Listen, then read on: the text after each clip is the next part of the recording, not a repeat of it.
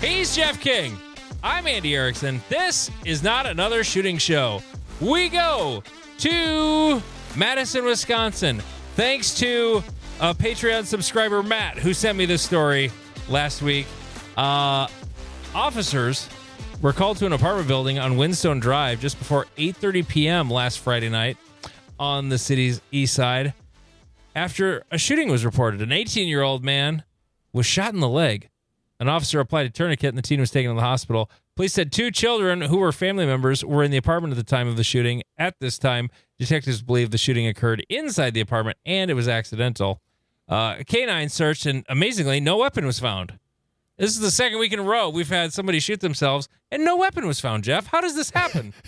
And instead of tourniqueting the leg or packing the wound, they're like, gun out the window. Yeah, gun out window. Yeah, so anyway, investigation ongoing. I have another one here because that one was decent, but then we have in Pennsylvania, this occurred on this past Friday. Police officer accidentally shot himself while responding to a reported dog attack in Berks County, Pennsylvania.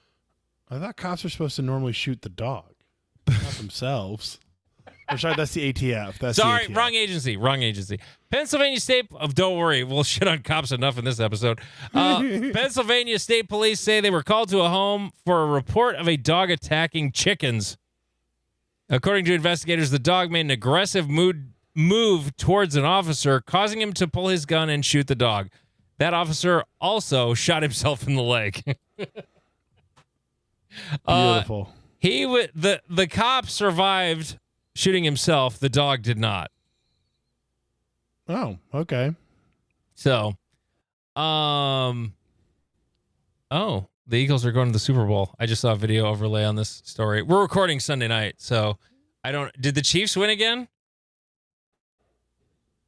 I don't even know. Son of a bitch, they did. I don't God damn it. ball. Ugh. More Taylor Swift at the Super Bowl. Woo! Yeah. Let's fucking go. Somebody sent me a video. I think it was my buddy Dustin sent me this video of, we found the solution to keep the Chiefs out of the Super Bowl. All we have to do is bet the money line in Vegas. And then when Vegas collapses because everyone bet on the Chiefs, then they'll make sure the Chiefs don't win on Sunday. It was ridiculous, but I found it funny. Anyway, another story involving getting shot and a cop in probably the worst way it can possibly happen. A man, was it in Florida where this happened? It was Jacksonville. That's right. This was Jacksonville. A Florida police officer is soon to officially be out of a job after she accidentally fired the man's gun and hit him in the leg during a traffic stop. He got pulled over for running was it a stop sign or a red light? And what'd you say? Yeah, it was something stupid, and he was completely compliant this whole time. Yeah, it was just a traffic ticket, and they were disarming him.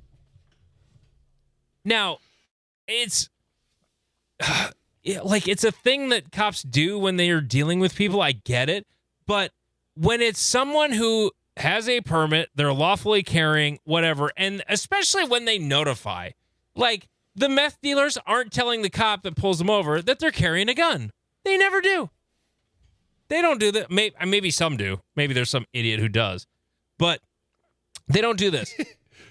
And so 3 cops for a red light traffic stop are dealing with this guy, and the female officer is trying to pull his gun out. It's an inside the waistband. He's carrying it at like 3:00, and she has at least 2 fingers inside the trigger guard pulling it out, and torches one off into the guy's leg. So, Jeff, thoughts? I have such mixed feelings about everything going on because why the fuck are there 3 cops there? Like, staffing issues. But if a cop is if I'm dealing with a cop in my state, we do have a requirement to tell them that we have the gun, the duty to inform. And I don't believe that with withdrawn. I'll look it up on Florida, see if they do. Yeah, and so when I've been pulled over, I'm just like, hey, I have my concealed carry, and they're like, okay, cool, don't touch it, and I'm like, wasn't going to, and then that's kind of the end of the conversation. So the concept of like actually unloading, like taking the gun out, I'd be like, can I please just remove the whole, like, because my holster is 2 clips, so it just, flip it off, boop, good to go. So preferably, I'd be like, if that is a requirement that you want me to remove it, can I please remove it myself very slowly under your supervision, like I'm trying to still be compliant, or I'm just going to take my pants off. Yeah. Like big fan. Right. I'm like, I'll be in my underwear on the side of the road before I will let someone handle a gun around me. Like that is, because even like as someone who has drawn many, many, many, many, many more guns than a police officer has, I would not feel comfortable drawing someone else's gun out of their holster because it's a weird position for me. It's not the right orientation. Right. And this officer, I'm assuming she was right-handed, is trying to pull the gun out with her left hand. Right. I haven't unholstered a lot of guns with my right hand because I draw left-handed. Like, that would probably not go great. Although I'm pretty sure my fingers wouldn't end up in the fucking trigger guard regardless. Right. And that's the biggest key to it. But again, like he literally said, can I unloosen my belt because it's kind of on there tight? And if he's like, she could have undone his belt and just taken the whole holster off. Like the whole concept of drawing the pistol is a net negative here. Yeah. When you just remove it with the holster, I think needs to be a policy shift within the police force. Yes. Because this is really just, I mean, it's something officers are allowed to do. And if you suspect felonious activity, like cops, I have no problem with you disarming people. Really. But when it's pulling a guy over for speeding, pulling a guy over for a stop sign, and like in my state, I talked to a friend of mine who is used to be a highway patrolman. And the highway patrol in my state is notorious for making people get out of their car and sit in their car so that they can smell you for DUI and drugs. Like they want to get a big whiff. And this friend of mine even said that, oh man, people miss a lot when they don't make them get in the car with them. Okay. But they're carrying a pistol. He only took guns off of concealed carriers 5 or 6 times, he thought, in his 20 years with the highway patrol. Most of the time, if they're carrying and he was pretty sure they weren't, up to anything else, he just left them in the car, didn't make them get out, and just said, oh, you're carrying? Okay, cool, just stay there. Right. I wish that would be done more often by that agency in my state. Now, the cops in my town, Sioux Falls, from what I've heard, and I have a couple friends that are reserve officers with Minnehaha County, they just say, cool, leave it there. And we have no problem. Like when they're told about it, they don't seem to really, they're not concerned and they just leave it alone. And I wish, unless there was an actual circumstance that they're nervous about it, they think there's going to actually be something else to investigate. Not that they're just hoping to get a DUI or a pothead. I wish they would just leave it alone. Like, just leave me in my vehicle with my gun. To slightly defend them, which I don't like defending cops, but I have watched enough police dash cam videos and body-worn cameras where someone's getting a ticket for like, hey, bud, you were doing 15 over the speed limit, here's your ticket, and dudes pulling guns on them, that I can understand. Oh, I 100% empathize with the craziness of their job and why they want to. Right. And so like I get why in general they may want you to be unarmed, because they are the arbitrators of violence. They do not want you to be equal to them. And the law is on their side if anything happens. Correct. And a whole lot of other people. And so like I get it, but there needs to be a change of process to the system that is not just taking a firearm out of the secured holster, even if it's in an Uncle Mike's holster. If I rip your belt off and can pull and can keep the gun in that holster, I at least have something between like a fiddle fucking and the trigger. Like there's still a barrier. Honestly, I would be 100% fine with it. I don't care who the cop is. Like, here's what I'm going to do, sir. I'm going to pull my shirt completely up, and I would like you to remove the holster from my belt. Please do not touch my gun until it is no longer inside my belt. Once you've got it away from me, okay, whatever. But I've made the joke a bunch of times. I would rather take my pants off than let someone else take a gun off of me. Again, if I'm like, wanted for murder or getting arrested for whatever, like actual crime, that's different.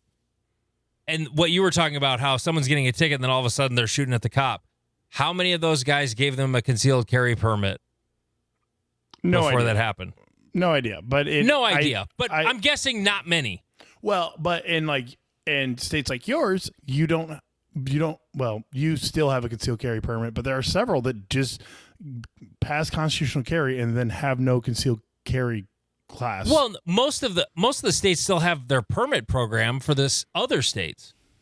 That's the thing that people misunderstand about constitutional carry. It's like, yeah, you don't need a permit to carry in my state, but my state still issues permits at 3 different levels, so you can go to other states that still require them. And I have one of those permits. So if I'm handing them an enhanced South Dakota pistol permit, that means I've had my fingerprints taken, run through the FBI database, and had a whole bunch of other shit done under the hood. Like, that highway patrolman knows I am not a felon. Unless I just committed it, like, within the last 5 years.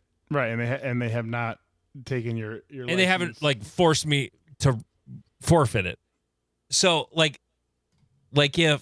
generally my policy is I'm not going to tell an officer unless required by law or they ask. I'm going to just keep it quiet. And again, that's where at first when you hear about the duty to inform, you're like, oh yeah, no, that makes perfect sense until you actually start thinking about it. And then you're like, Philando Castile. Well, Philando Castile is a great example.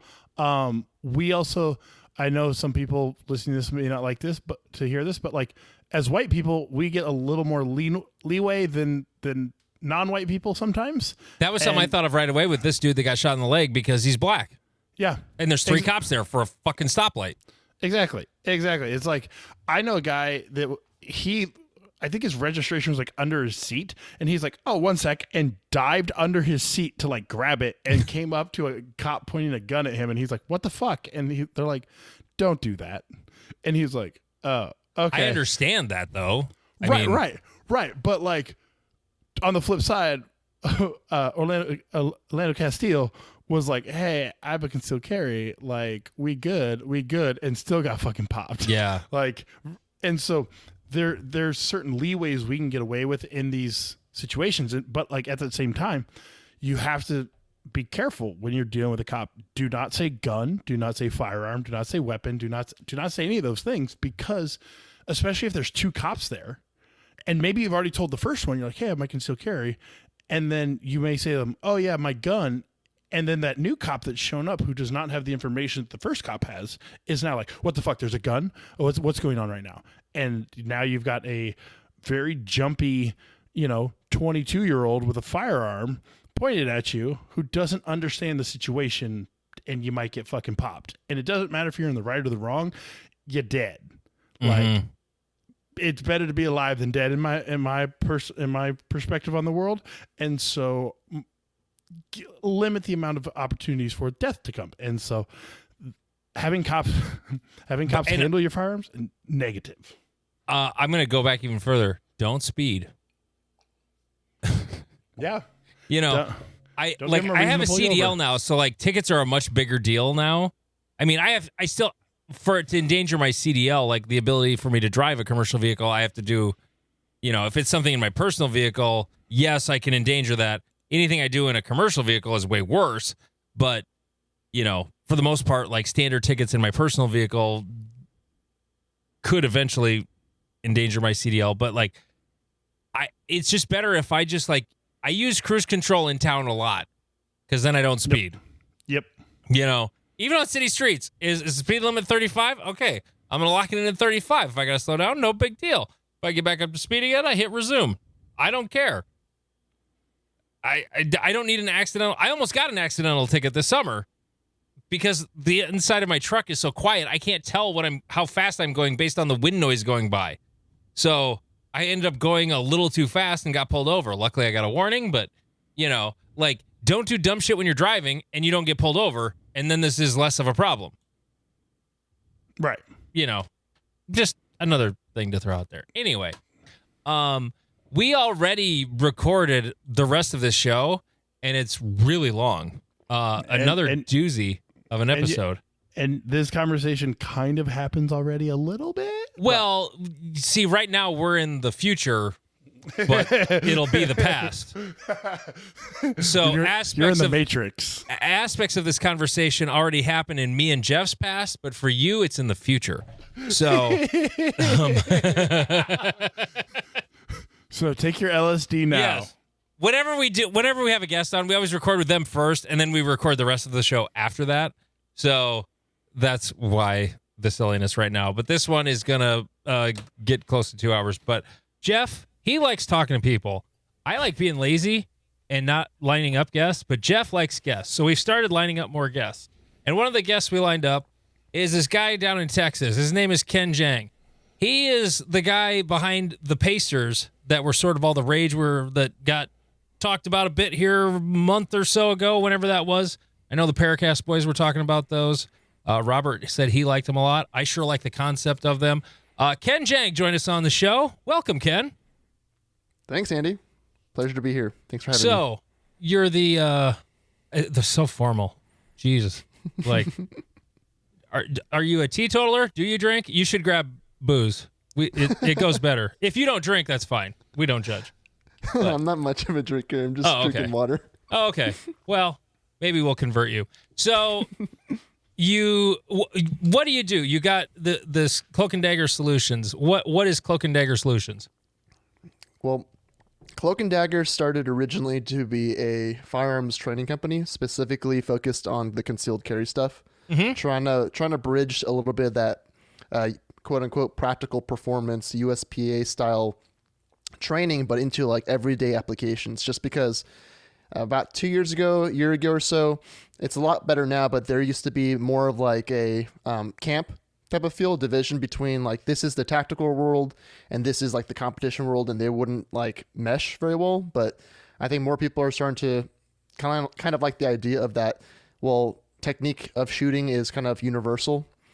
So yes. I was trying to bring that focus and that kind of application into most people's, chosen field, which is like, I want to know how to carry a gun on me and protect myself. But they were by default kind of referring to instructors who were quote unquote self-defense instructors or tactical instructors who were teaching them things that were not up to date or sound.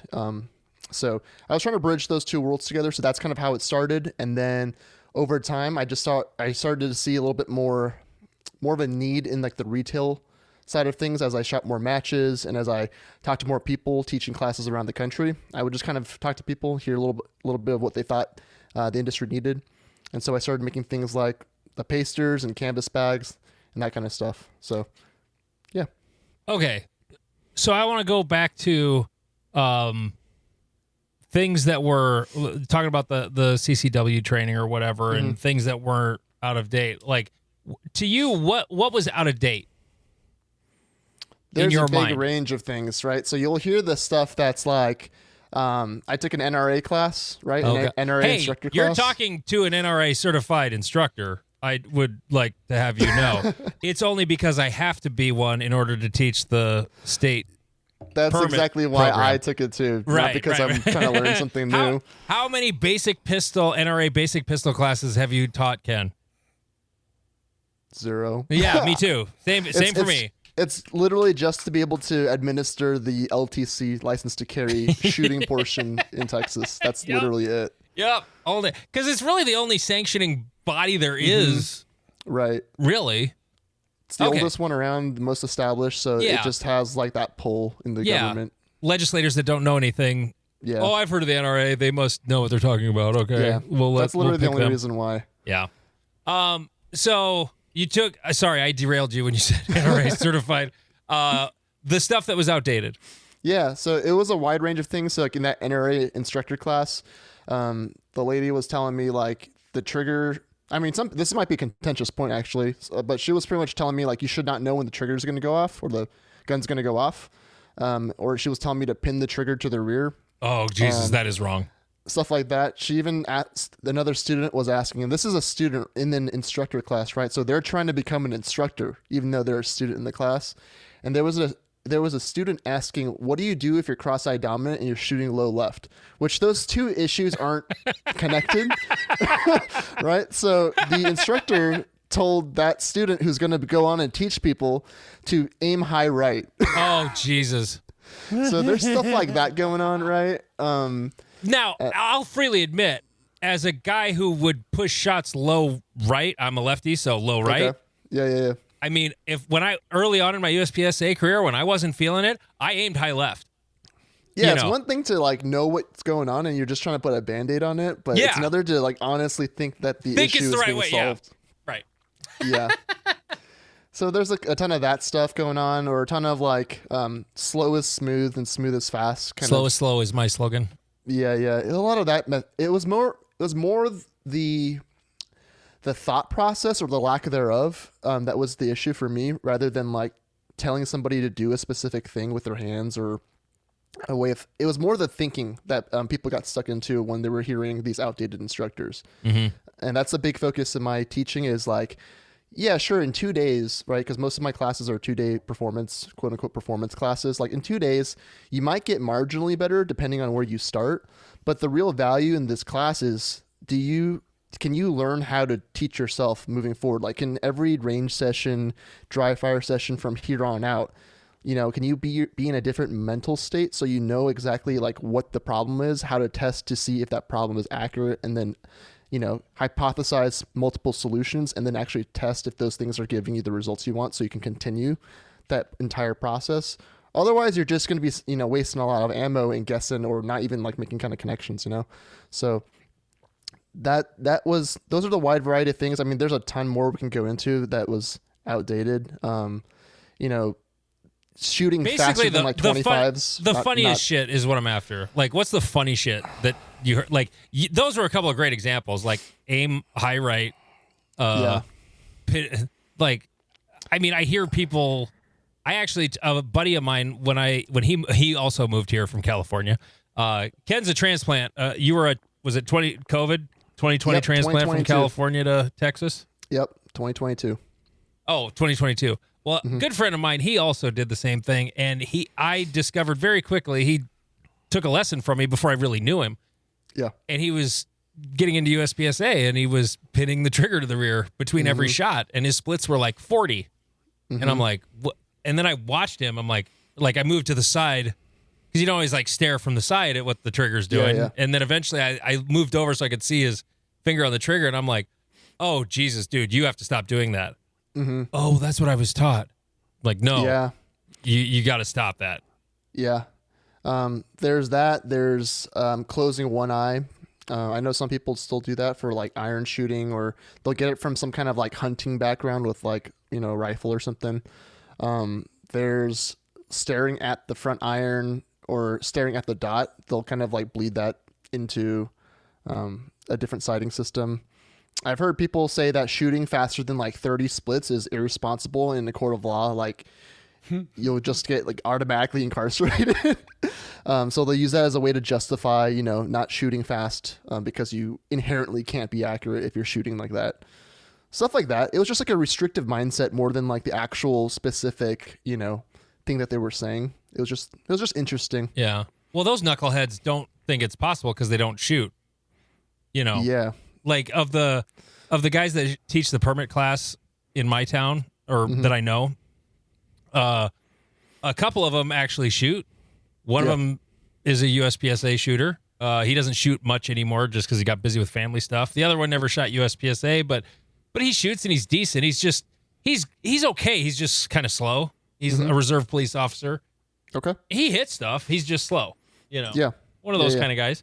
But then there's all the rest of them who literally don't shoot ever.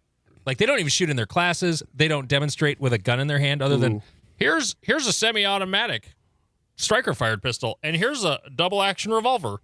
Like that's about as much demonstrating as they all do. They'll kind of fall back onto specifications or technicalities that. Oh yeah, he used to be a cop, so he knows what he's talking about.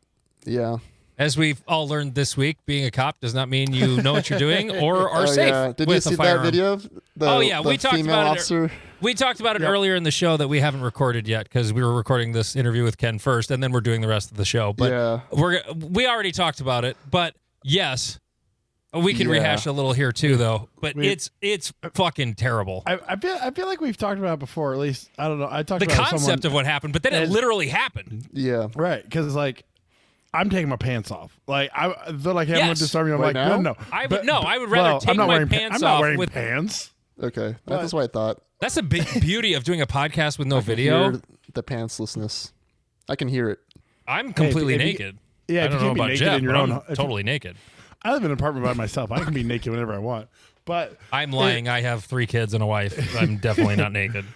But yeah, if a cop is trying to handle a firearm around me, I'll just be like, "Nah, let's not. Let's. Yeah, it's okay." I don't really know what I would do because, like, would you take it off for them? Because they probably won't want you like handling. No, they don't gun, want you right? handling. No. So it's like you get shot or you get shot. Well, I'm going to be slightly racist here for a second, but I'm large and white, and so I get away with dumb shit. And I would say that. Tell them say I'm not preventing this, but like, can we find a different solution? Because I don't want anyone handling firearms. Yeah. In this moment. Yeah. And literally, if they're like, "No, I'm going to disarm you," I'm going to say, "I'm going to take my pants off now." Like I will remove the gun from my ability to handle. Do not touch my fucking gun. Just I didn't from the waist down naked. I'm going to remember to not mention this when we talk about this earlier in the show, Jeff.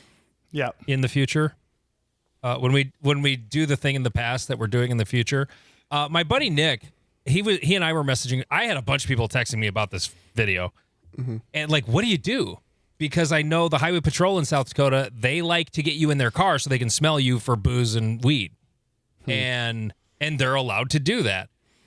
So they end up like making people sit in their car that it's a speeding ticket. It's nothing. Intense. But they're going to do an investigation. Are there any weapons? Because I don't want you coming back. So then they're automatic. Like a coworker of mine got pulled over for speeding. He was hunting. He had a pistol on him as well, a carry gun. And he had to bend over the hood and got his legs spread while the guy took it off of him. This guy knows what he's doing. Yeah. But my buddy Nick, he's just into that stuff. But my buddy Nick, his idea was, so take the holstered pistol out and put it under the seat. Got it. Okay. Like before they get to the window. But so holstered. Yeah. Be very careful about quick movements. Like even when they're not at the car yet. Before they're to the car. Because if they watch you from like outside, just. Well, not through my tinted windows. They can't. Well, I'm above. Got stopped. I'm above my seat. Could be. So, like, I'm large and can be seen through my windshield or through my rear glass because I'm large. And so, yeah, if I'm randomly digging in places and like maneuvering shit, and if that gun comes over that line, like, just okay. So the few times I've been pulled over while carrying, you just say, "Hello, officer. I have in the state of Nebraska, you have a duty to inform." And so I just say, in my CCW class, I was told I have a duty to inform. So I'm informing you. And like that has worked with the cops I've dealt with. But, yeah, they're a jumpy group and that's kind of understandable, but like, move as little as possible and inform them like as best as possible. But yeah, if they're like, "Hey, I'm going to remove it," I'll be like, "No, we're going to have a conversation right now." Okay, I want to put a little caveat on what he said, and I kind of liked the idea, assuming it's a holster you can get out without a bunch of the movement you're talking about. Mm-hmm. Like my Tenacor appendix holsters, I can pop those out in holster, easy peasy. Like it, depending on the belt I'm wearing, most of the time I can. I'm not saying this is the best for every gun and every holster. If I'm carrying on the side, no, it's not. It's not a good idea. A little bit more movement. A lot more movement for the holster I use at 8 o'clock, 9 o'clock, whatever. So yeah, but I'd rather do that than let him take it off of me. That's just weird in the first place, though, that, like, if you have a speeding ticket, why do they have to disarm you? They don't. They just do it because officer safety. It's right. It's stupid. I mean, I have watched videos, like, if you watch enough self-defense videos and enough police shooting videos, you'll see people who are like, "Hey, so we're going to give you, it's just a misdemeanor, like it's a $50 fine," and dudes pull guns and fucking have gunfights with the cops over like a $50 I'm not going ticket. back. Yeah. Right. No, I get happens. why they're paranoid. Believe me, I get why they're paranoid. But, you know, like the thing I talked about earlier in the future, the former highway patrolman friend of mine, like the highway patrol in my state, they almost always do it. If you tell them, they'll almost always disarm you. And they don't seize it. They put it on the floor of your car, but they're going to take it off of you. And that's like the most dangerous part of all of this. Right. And the Sioux Falls city cops, the county deputies, they don't. They're just like, cool, leave it. Yeah, that seems safer for everyone. Right. Like, that's what I was told. I one time was pulled over by a state trooper because in Texas, the state troopers are the ones that are constantly pulling you over. The local PD, they're pretty chill.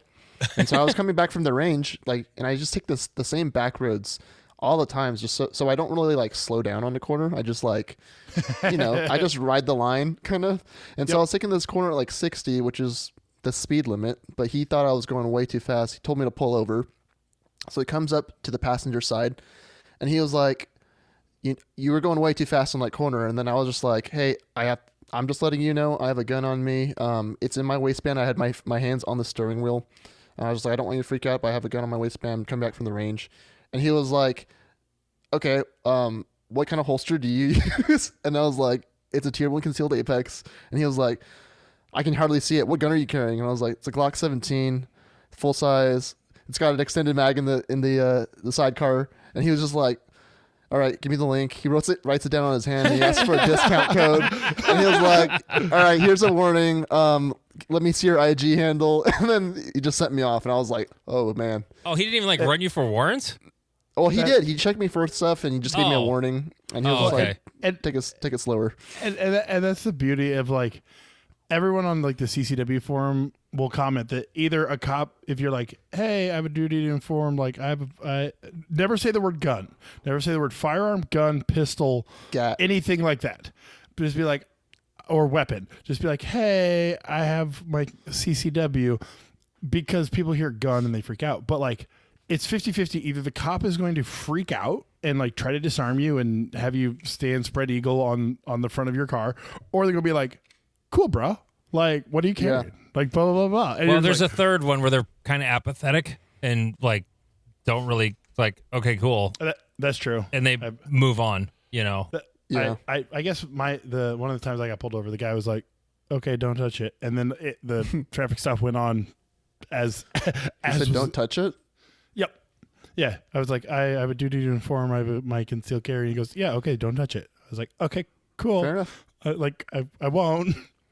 Yeah. Or you can always slip them, like when they ask for your like identification, you can always slip them your LTC or your CCW like license. I do that as well. Yep. Yeah. And that usually just helps them feel like, okay, that's kind of like an instant background check kind of to them. My buddy who was a highway patrolman, he's still in law enforcement. He just switched agencies. He said it was really annoying when people would hand me their license and permit, and they're like, so where's the gun? Oh, I'm not carrying.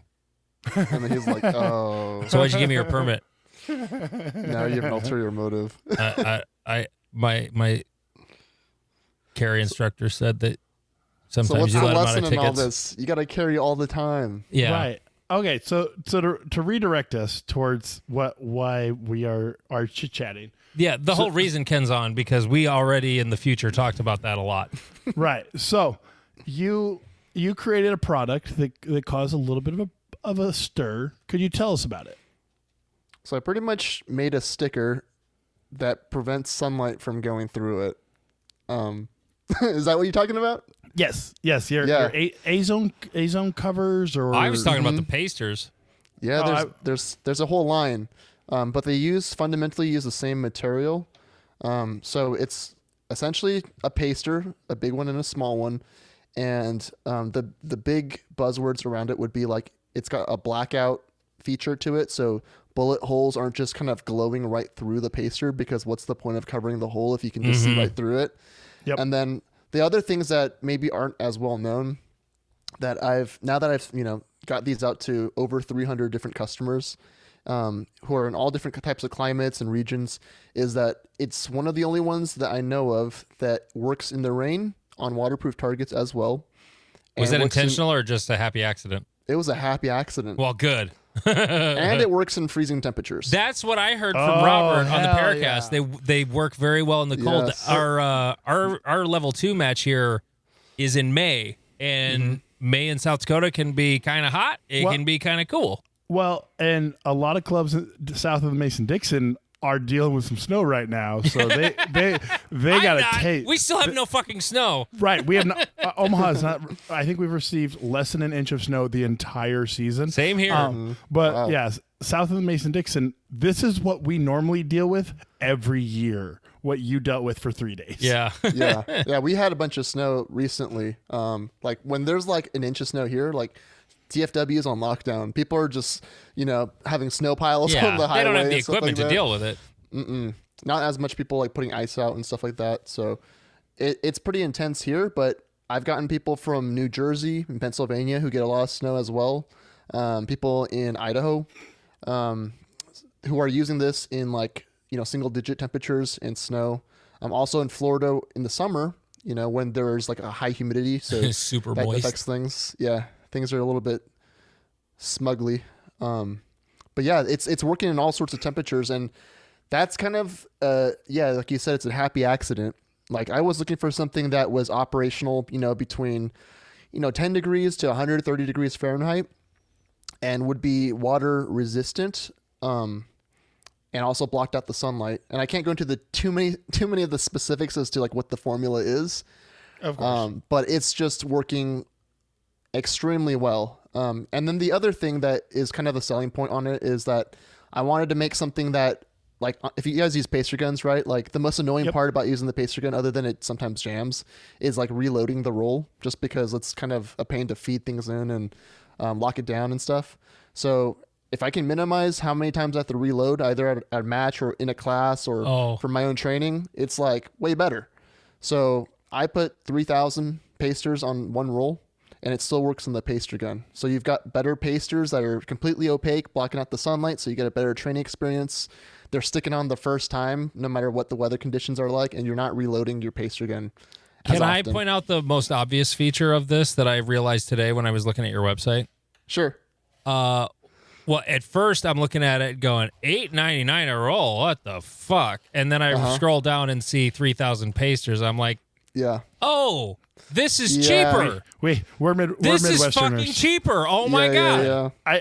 I have another Midwestern comment.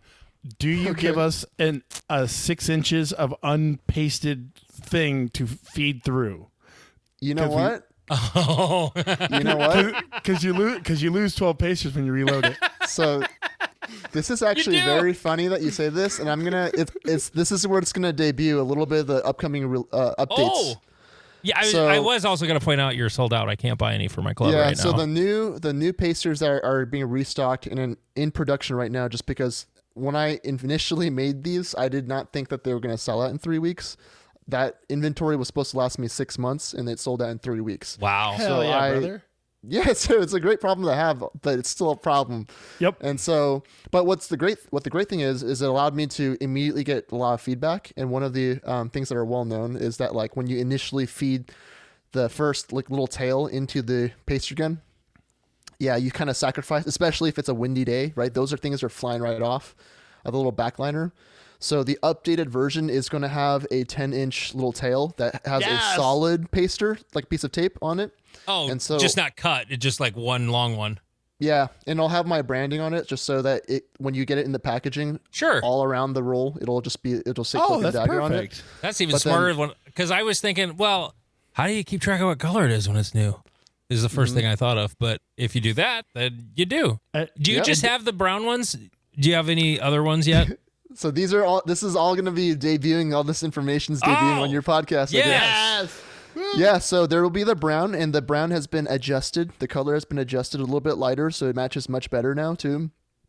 The paster dimensions have actually been increased, so it's a little bit bigger, but we maintained capacity. So it's over 2,900 pasters still.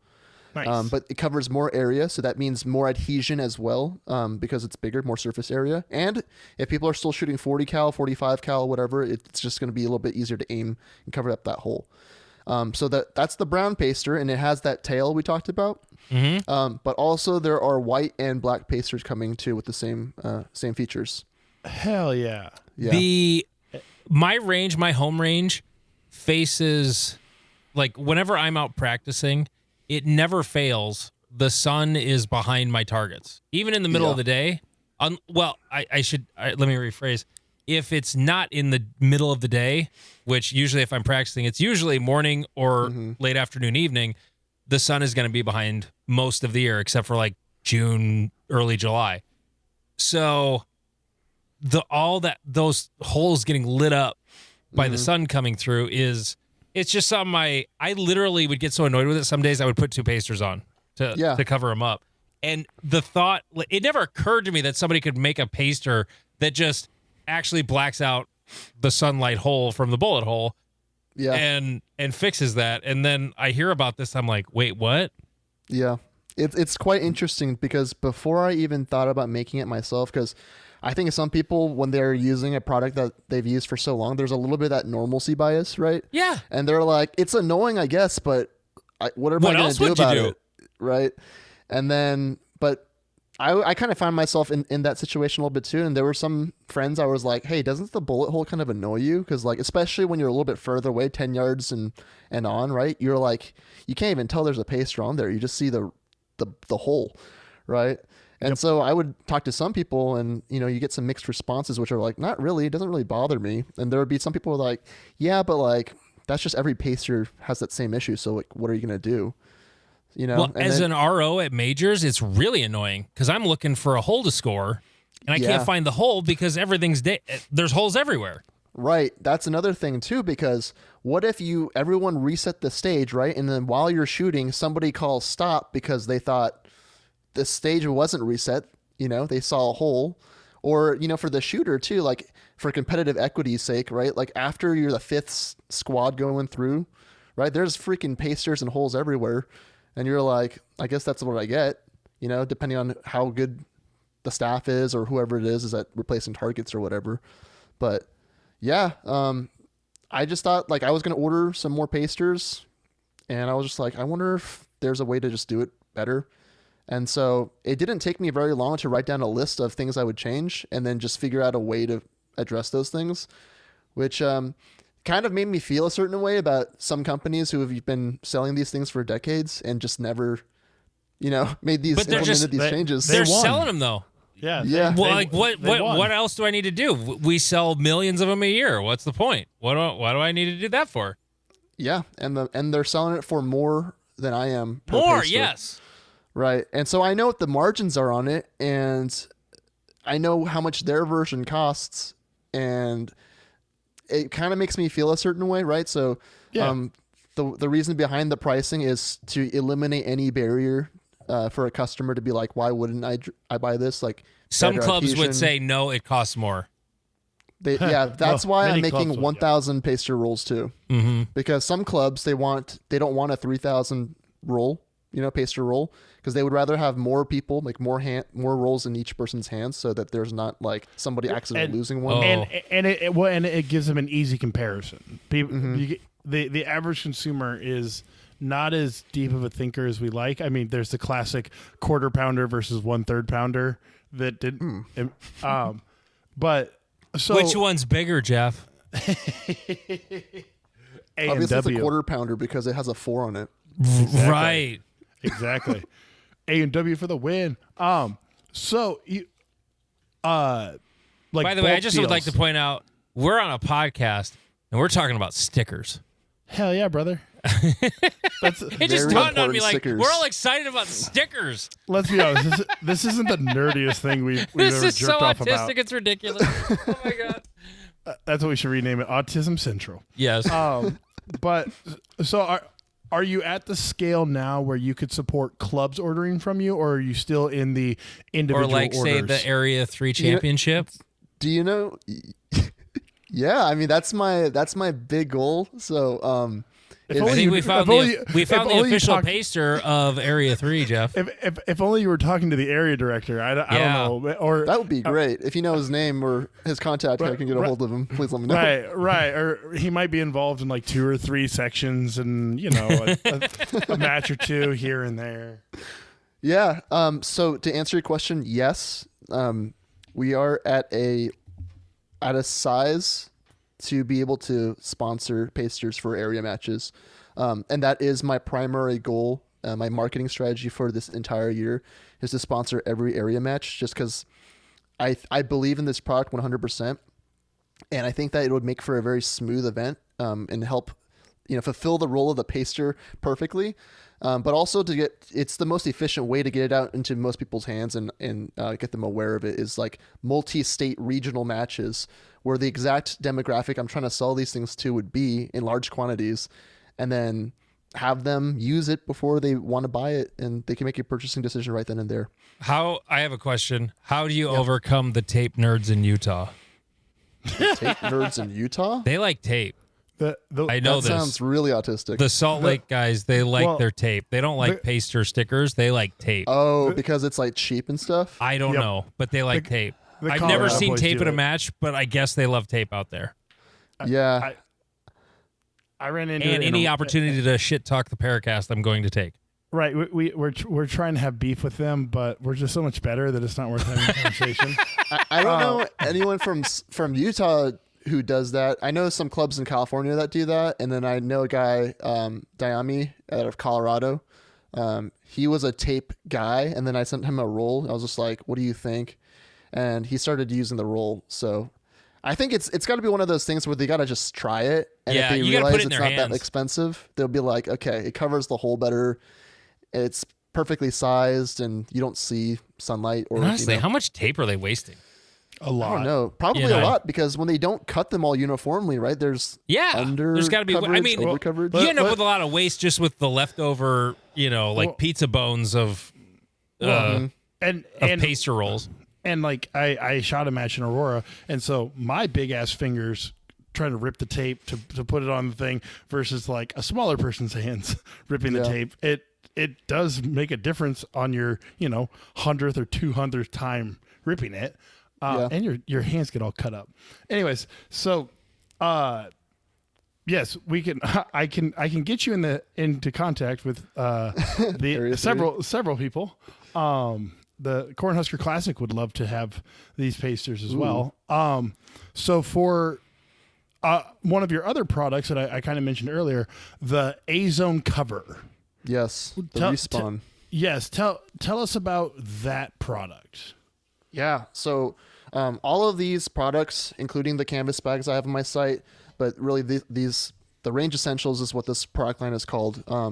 They all came from me trying to buy something that I already owned and liked, and then I was just wondering why certain changes weren't made. So the respawns, similar thing as the pacer rolls, was just the problem I was facing was, hey, sometimes I forget to re-up on cardboard targets, and I find myself with like going to the range and I have like my last 2, and I'm like, dang it. I wish I had more. I didn't realize that I was out of cardboard. Or there'd be some targets where I was like, this isn't like, after a range session, this isn't that bad to throw away. I wonder if I could use it, but it's got holes all over it, or, paper mache all over it. How do I like revive this thing? And then when I started teaching classes where I would have 10 students in a class, 5 students in a class, and we shoot, 1,500 rounds over 2 days, I was like, okay, me bringing 100 pack of targets and then all the staples associated with replacing the cardboard and then the time I'm losing. I just was looking for a more efficient way to revive these targets. And so that's kind of how the respawn came to be, it was just a more efficient way to revive the targets, bring them back, especially if I can give each student their own respawn and they can just do it from themselves rather than me take 5 minutes, tell everyone to take a break, and then, replace all the targets for them. I hate replacing staplers or staples in the staple gun too. So I didn't have to deal with that. When the wood gets all, chopped up with staples too, and they're not sticking, that always makes me a little bit frustrated. So that's how the respawn came to be. When you're doing high volume training and you're just crushing the A zone, just build drilling fist-shaped groups, and you can't just make a bridge of small pasters. At some point, you're going to have to replace the target. But sometimes, it's still got some life in her. So you can just slap one of these things on. And the difference between the respawn and the paster rolls is it's not just a bigger version of the paster roll. It's actually thicker. So it has a little bit more structure to it, because sometimes you take a piece of tape, you cover a big golf ball size hole or tennis ball size hole, and you shoot it once and it just blows the whole thing through. This doesn't do that. It punches out clean holes. And again, it does the same thing where you're not seeing giant holes through the respawn as well. Mm-hmm. Yeah. So would you, for majors, has anyone done any not calibration calls, overlays? Overlays. Have you had any overlay conversations? No, these have not been used in matches. I think the respawns are a little bit trickier, just because they may fall under a modification of a large portion of the target kind of thing. But they are undersized, so they're meant to preserve the perforations. So they wouldn't cover those or even go up to them. It's just inside. Yeah, you have about a tenth of an inch relief on each end. Oh, okay. Yeah, so you can see the perfs still. Okay, and I'm on your website right now. It looks like the respawn A zone sticker is for USPSA targets. Are you thinking of offering them for IPSC targets? All the announcements are coming. Yes, right here. We're just gonna do the product premiere, the SHOT Show version of Cloak and Dagger. Of all the stickers. The sticker line. We're like 8-year-old girls. Yeah. Yes. So yes, IPSC respawns are coming, as well as USPSA headbox respawns are coming as well. Wait, let me those ask. Would be super useful. Here's the most important feature: do they take Glock mags? Yes, they take Glock mags. Okay, because that's really important the these 2011 days. angle too. Eventually. Wait, I didn't know that was a thing. Are they at a Glock angle or a 2011 angle? They're the staccato one. They kept it at the 2011 angle. They said, but they're Glock. So I don't know how they do this stuff. Because I was all excited about metal mech gar magazines for Glocks. It's a different angle than the Glocks? No. Oh. So they kept the outside profile, but the magazine profile is still Glockenspiel. Yep. Okay, gotcha. I got worried there. I was like, Mechgar finally makes mags for Glocks, and they're not going to work? What? They're Glock mags, but not. Yes. Because your only metal Glock mag right now for a full-size Glock is MBX at 100 and whatever. $100. Yeah. That's the thing. Everyone's making expensive stuff. And it doesn't work better, I don't think so. No. Plus, you have to tell them to put... I'm a lefty. You have to tell them to put the left-handed mag release cut in. Wow. They don't automatically do it. It's like an upcharge. Are you fucking kidding me, MBX? But it's less material. Oh, God. It's so dumb. But yeah, so that as a semi-representative of the Cornhusker Classic, we would love to be a early major that you try some of these things out at. And because, I don't know. I think the Great Plains section also would probably be down. Perfect. Yes. If you get them stocked in time. We definitely need to talk about. Yes. So I am definitely open to it. So to tell us a little bit more about yourself, so you said you were from California. What got you started in USPSA? What was your origin story? Well, wait, isn't it Asians in California have to shoot USPSA? Yeah. Yeah. California and Texas. Yeah, 52% of California is owned by China, so and I'm not Chinese, so people are like, you're what's wrong with this country? And I'm like, yeehaw. Just Where are you from? I'm from America. Like, yeah, but where are you from originally? I'm like, I was literally born in Los Angeles, dude. Like, just look at him. Yeehaw, fuck the law, motherfucker. I'm originally from Stockholm, Sweden. I've never left the United States, by the way. I literally. just mess God, with me that's like funny. Germany. I'm German, but Of course you are. no, I'm saying he needs to when they're like, where are you from? Be No, like, say I you're just Irish. open my mouth and I speak Irish. French. right? Yeah, I went on a tour to the Solomon Islands, and we had one guy from France who was Asian and also couldn't swim, and that sucked when the boat capsized. Anyways, how did you get started in USPSA? How did I get started in USPSA? It was really shortly after I got into like just shooting in general. I started shooting in 2021, so pretty recently. And then what got me into it is I had some friends who were into competition shooting, which I never listened to them. They were like, you should do competition shooting, like USPSA, Steel Challenge, whatever. And I was just like, bro, I'm trying to be freaking Jason Bourne here. Like, I need to be the guy that's like gray man all the time, wearing 5'11" everything. And then, Correct. But then what I saw was, the more I got into like the YouTube side of things, I first saw T-Rex Arms, and then he kind of talked about like Ben Dagger, and then I saw guys like Point One Tactics, Donovan Moore, and then I was like, this doesn't look like the normal like tactical training.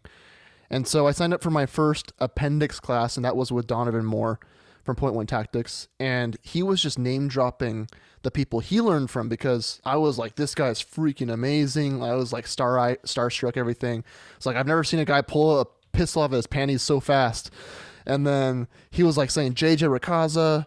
He was saying Eric Rafael and like Tim Herron. And I was like, oh, and Ben Staker. And I was like, oh, and I was just writing these names down. And the more I saw these kind of shooters, the more, and then I looked back at the shooters I thought were cool, like Ronin Tactics. I was like, oh, I grew up in the Ronin, I was like, there is a very clear difference in what is happening here, and I couldn't really put my finger on it, but there was something from the shooter side that was like, they're processing at a different speed, they're prioritizing different things. I couldn't tell what was going on with transitions, but now I know that, they're bumping off the target, off the trigger brake and stuff like that. And I was like, Yeah, like transitions is a thing I thought was magic when I first started. Like, low-hanging fruit. How do you do that? What is the superpower these people have where they can just go ba ba ba ba ba ba and targets that are not even equidistant apart? Like, they're all different distances apart, and they shot them all in like, they shot these 5 targets in 4 seconds. How the fuck do you do that? Yeah, they blend everything really well. And then you just move your eyes first. Yeah. And you move then your you eyes do it first, again. but then then as you do it someone again. who's like naive, right? Like, you just see that and you're trying to figure out what's going on. You're like, oh, I just split faster. But then you'd be like, the gaps are still there. Like, why are there still breaks in my shooting? Because the gun's wiggling around, missing the target.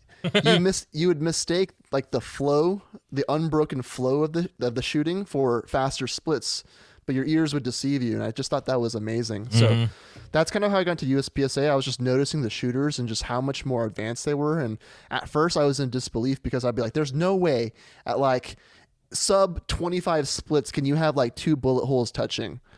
And then I took a class with like Ben Steiger and like Tim Herron and JJ, and I was like, that's like normal. Like, if you're at like under 7 yards, like your bullet holes, like now when I do a double at like a 14 split, I want my bullet holes like, within an inch of each other, but now, so that's kind of how I got into the competition type of stuff. And I still exclusively compete from appendix. That's kind of like my roots is, competition shooting is cool, and I like it for the testing side of things of like, do you actually execute as well as you think you do, with some pressure. But ultimately my main goal is to see if I can perform with my carry gear, my carry setup. So I'm about to go to Florida for the big USPSA board member retreat where we're going to sit and discuss a bunch of stuff. And one of the things that's happening there is me and several others are, but at least I'm pretty sure Ben's going to, I'm bringing an appendix holster and a dummy gun. And is that rule? We're going to put this dumb fucking rule to bed. The uprange start or whatever thing. Oh, God. I hate it so much. Yeah. I hate it so much. There's a lot of drama around that. But hopefully, by just merely, as long as the muzzle doesn't break 180, hopefully it will be. And the thing that's so dumb is that the rule is actually fine as written right now. It's how it's being enforced. Yeah. There's a bunch of ROs who are ignoring that the word "and" is in the sentence, like A, B, and C all have to be true in order for this to be a DQ, and they're just choosing the one thing they don't like and DQing people. Yeah. And that's the irritating part. So, yeah.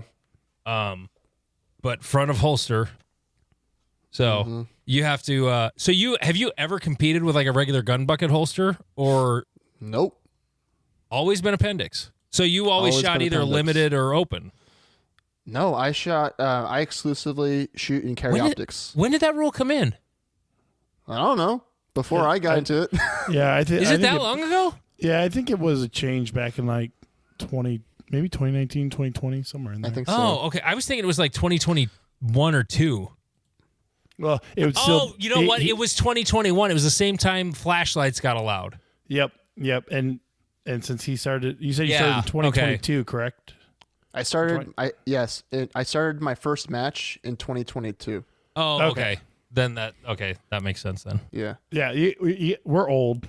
We've been shooting the sport for 7 or 8 years now. So nice.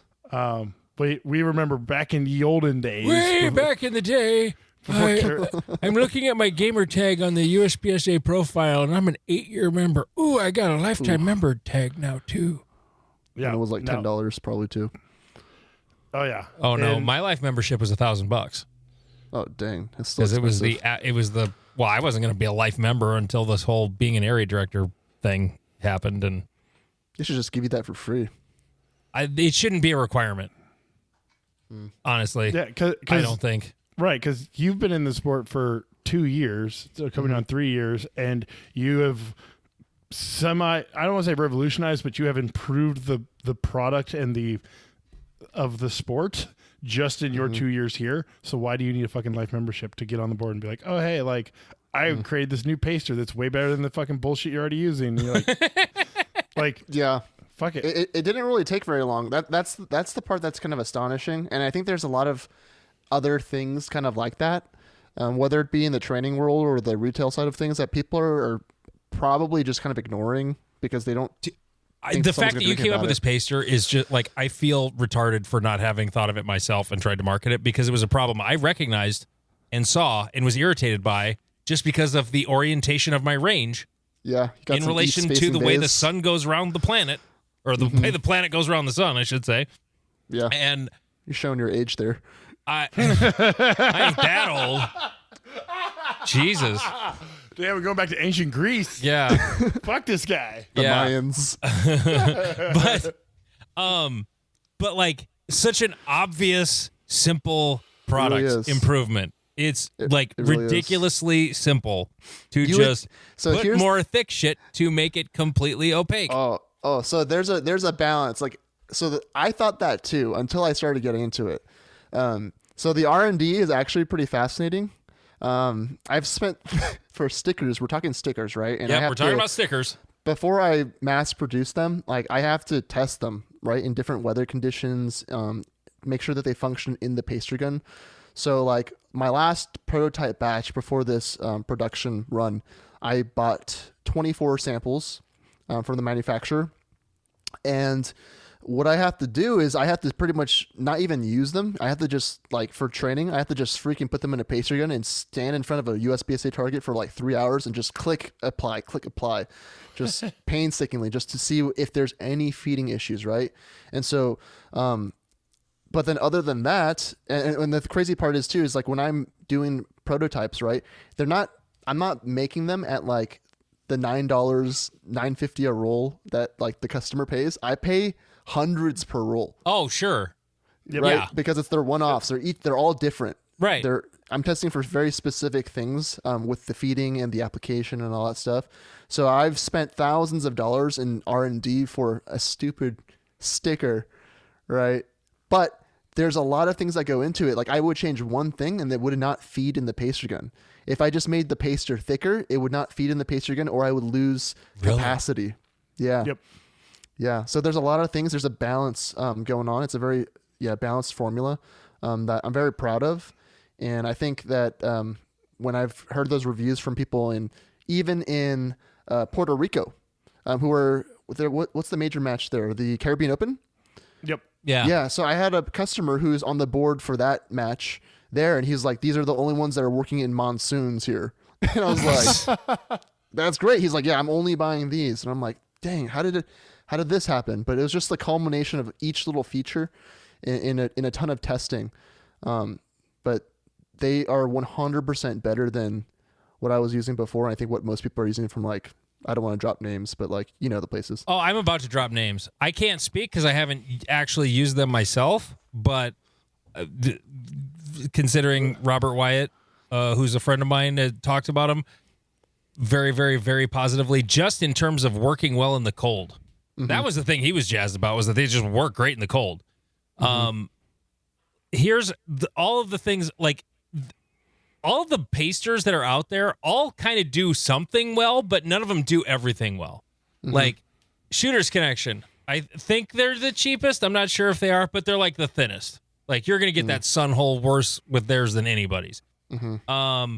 The double alpha waterproof ones, we had a bunch of those from the double alpha waterproof targets, which I mean, they worked, but those pasters, if it was below 60, they don't work. You would have to lick them. They work better wet than dry. Yeah. Seriously. And we use those targets at Great Plains as insurance. Like, we don't care that it's not raining. We can put them up the night before. It'll be super humid overnight. And like, we get a lot of overnight humidity here. Mm-hmm. And the targets are fine in the morning. We don't have to like put targets up in the morning. That's why I loved them. But their pasters suck unless they're actually wet. Interesting. The Lee's targets, which he doesn't make targets anymore, his pasters were super duper sticky. They're more opaque than average. They were a little bigger than average, but at the same time, they didn't solve the light problem. And everybody's got, I mean, and then there's just the regular ones. I don't know who makes, like, if you just buy pasters from like the Ben Sager Pro Shop, I don't know who makes those, but that's they're all the one kind I used of the to same use the thing. most. Just because you would get 2,000 on a roll, and that was like a big thing for me. Oh yeah, when they came out with the Magnum roll, that was like, was that all I 3,000? used. It's 2,000. Oh, it's only 2,000. Yours are 3,000. Yeah, What's the dimension of your paster? that's a secret recipe. Oh There's more to it than just the dimension. But you'll see no, it. but like, I mean, I'm gonna like. Yeah, you can use When I get them, I can put a tape measure on it, and I'm just going to tell everybody what it is, Ken. Like, it's not going to be a secret. Say it in metric, then they won't understand. Don't do that to me, Jeff. It's 15 thousandths of an inch. Just kidding. No, they're so what I did to max out the dimensions was I found the minimum dimensions for the pacer gun. And I don't think people were doing that. Like, it just took me some searching for the Tawa APN manual just to find out what it needed minimum to work. And so I applied that, and I tried to test those boundaries, and I would just minimize and continue to minimize until I found one that worked and didn't work, and I just used the one in the middle. So that's how I maxed out the capacity. But also, again, like we talked about, the thickness also takes into account like how wide that diameter is going to be, which affects if it's going to fit in the paster gun too. Sure. Yeah. By the way, the APN 30 paster gun on Amazon right now, $67.50. I got them for $45. Where? On Amazon. I bought 3 of them for 140 shit. Jesus. Well, there's one. I'm Tinfo Korean, dude. Timmy Get keeps deals. We posting get the about deals. like every now and then they're super cheap. I wonder if Timo But you has can it. also pay $150 for one if you want to. Yeah. Like I the remember same when they were damn like thing. $100. Yeah. Don't do that anymore. Yeah, but like CHL or there's like CHL pasters, there's Shooter's Connection, and I think Shooter's Connection is the cheapest one. And per paster, like I'm matching them. So that's one of the strategies I was going for, and Yeah, dude. was no, like it's genius. feature for feature, and then at the price point too, it's just like, why wouldn't you? Why wouldn't you do it, right? That's kind of like what I'm trying to do, and the only thing I think people will kind of encounter is like, how do we know it delivers on its promise? That's like the only thing I can think of, and that's why I'm going for these like area matches and stuff, and just sponsoring majors. Because you'll literally be putting them in everybody's hand. Exactly. By doing and it's that. it's like napkins to a restaurant, right? Like everyone just goes through like at a major, right? They'll go through thousands of them like every couple of weeks if they compete a lot or practice a lot or whatever. And so it's like the perfect demographic, and they're getting to use it without spending any money. So yeah, dude, like I'm really excited about them. It's a stupid sticker, but it is like really big to the training experience and the competition experience. It does. No, like I was so serious when I said this is such a ridiculously simple idea. Like smart people should feel dumb for not having thought of it. Yeah. Like every smart person, listen, every one of you autistic engineers listening to this podcast, you could have thought of this. You probably did think, man, these pasters suck. The sun's bleeding through. But you never did anything about it. But Ken did. So Man, that's the main thing I'm trying I to hope do, you right? get so rich on these stickers, dude. I really hope so too. Like sticker rich. I hope you get sticker rich, really. It would be great, but at the same time, I've got like other ideas too. I'm not Like just a one-trick waterproof pony. target somewhere in between the CHL and the double alpha. Maybe. Yeah, We'll that's my want, is something that's in between, not all waxed and not kind of waxed. Yeah. But like the thing too is like all of these items that are coming out are like a way for me to fund other things I want to make, R&D for like future products. I think before, like I kind of got into the stuff because I never saw myself making stickers.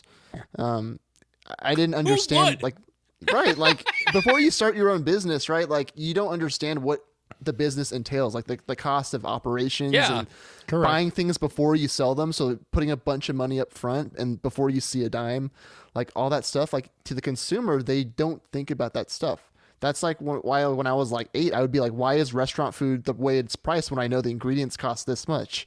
It's like there's overhead costs, there's like the skill, the talent involved, everything goes into the cost of the dish. But everything I'm trying to make right now is going towards really cool stuff I have planned for next year. Like I already have 2026 and 2027 planned out. And so I'm just hoping that these really do solve a need for people out there. And if they do like them, that they,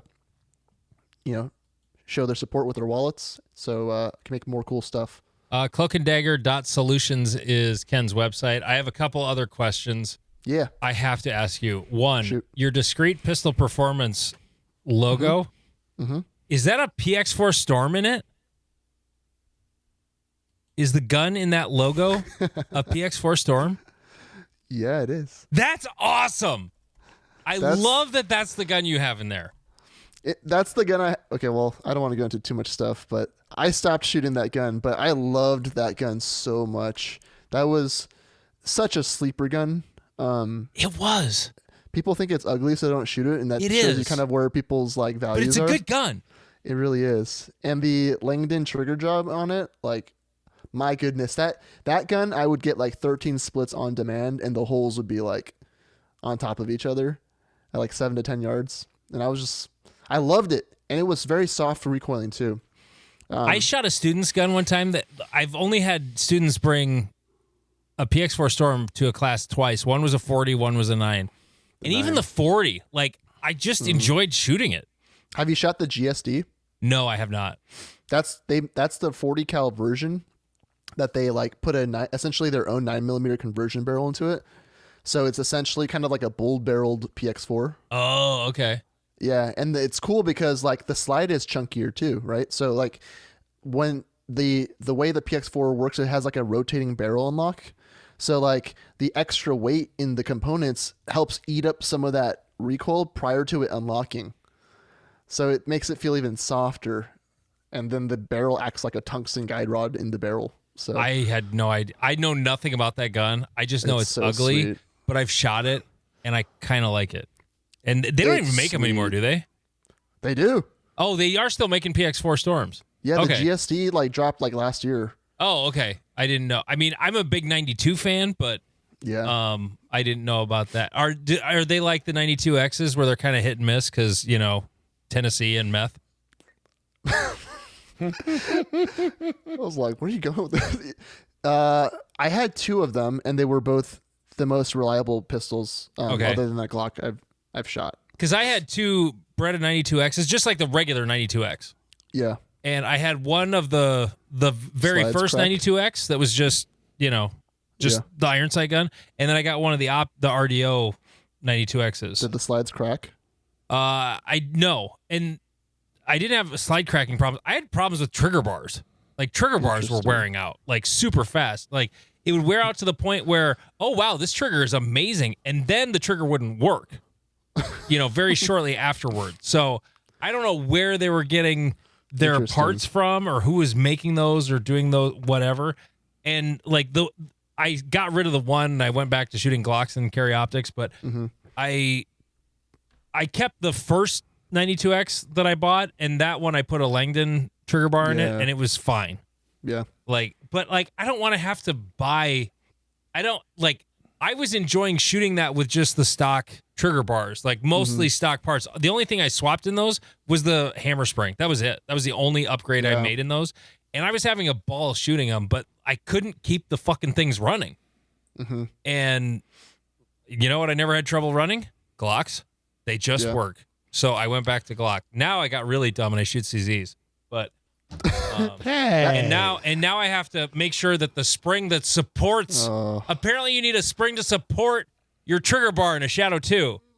The trigger bar support spring has to be aligned perfectly or the trigger won't reset. If you don't take them apart, you don't have that problem. Well, when you're left-handed and you got to swap it around, you're going to take that screw out and it's going to jiggle that spring around. I would have given it to a gunsmith. Oh, God. But like the funny thing is like part of my own I think this is like everyone's shooting journey to an extent is like learning that equipment doesn't matter. Yeah. Yeah. It's funny because it was like the less Gucci equipment I used, the more I was seeing milestones in my training. And that's kind of what turned me onto the PX4 originally. Like I was looking for the ugliest gun that got the most hate, and that's why I shot the PX4 just to outshoot people with like their Atlases and stuff like that. I loved being the weirdo with the Beretta. It was fun, and I was always the only weirdo at the match with a Beretta. It was fun because you would draw it, and then the guy who was like with the tablet would be like, "What the freak is that?" Because I had like a bronze PVD coating on it too. And he was like, "Are you shooting a high point?" I was like, "No, sir, I am not robbing a 7-Eleven right now." It was great. You know what? I got good at drawing with a Beretta. Like They my draw well. got- They conceal well too. I had to shoot Cornhusker from concealment one year because I forgot my belt. And you know what I learned? A CZ P07 Tier 1 holster will contain a Beretta 92X. Just perfectly. So just a little bit. Kydex goes into that trigger guard a little bit. Just touches that pre-travel. Just pulls on that pre-travel just a little bit, but it's not enough. it was The PX4, I always found it chunky.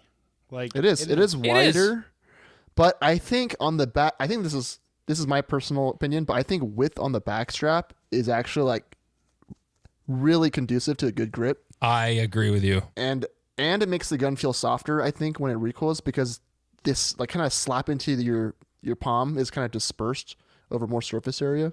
That makes sense. I agree 100%. I just learned, I stopped out to my buddy Dan's place because he had curated the parts I needed for my 650 to run properly. And it does now. Holy shit. And he's a big fan of the lock grips. And I had liked my Henning grips on my tack sport, so I just ordered those for the Shadow 2 when I got it. And I was on the struggle bus with the Shadow 2 because I was like, damn, it's so thin. Yeah. And then he said, you should try the palm swells.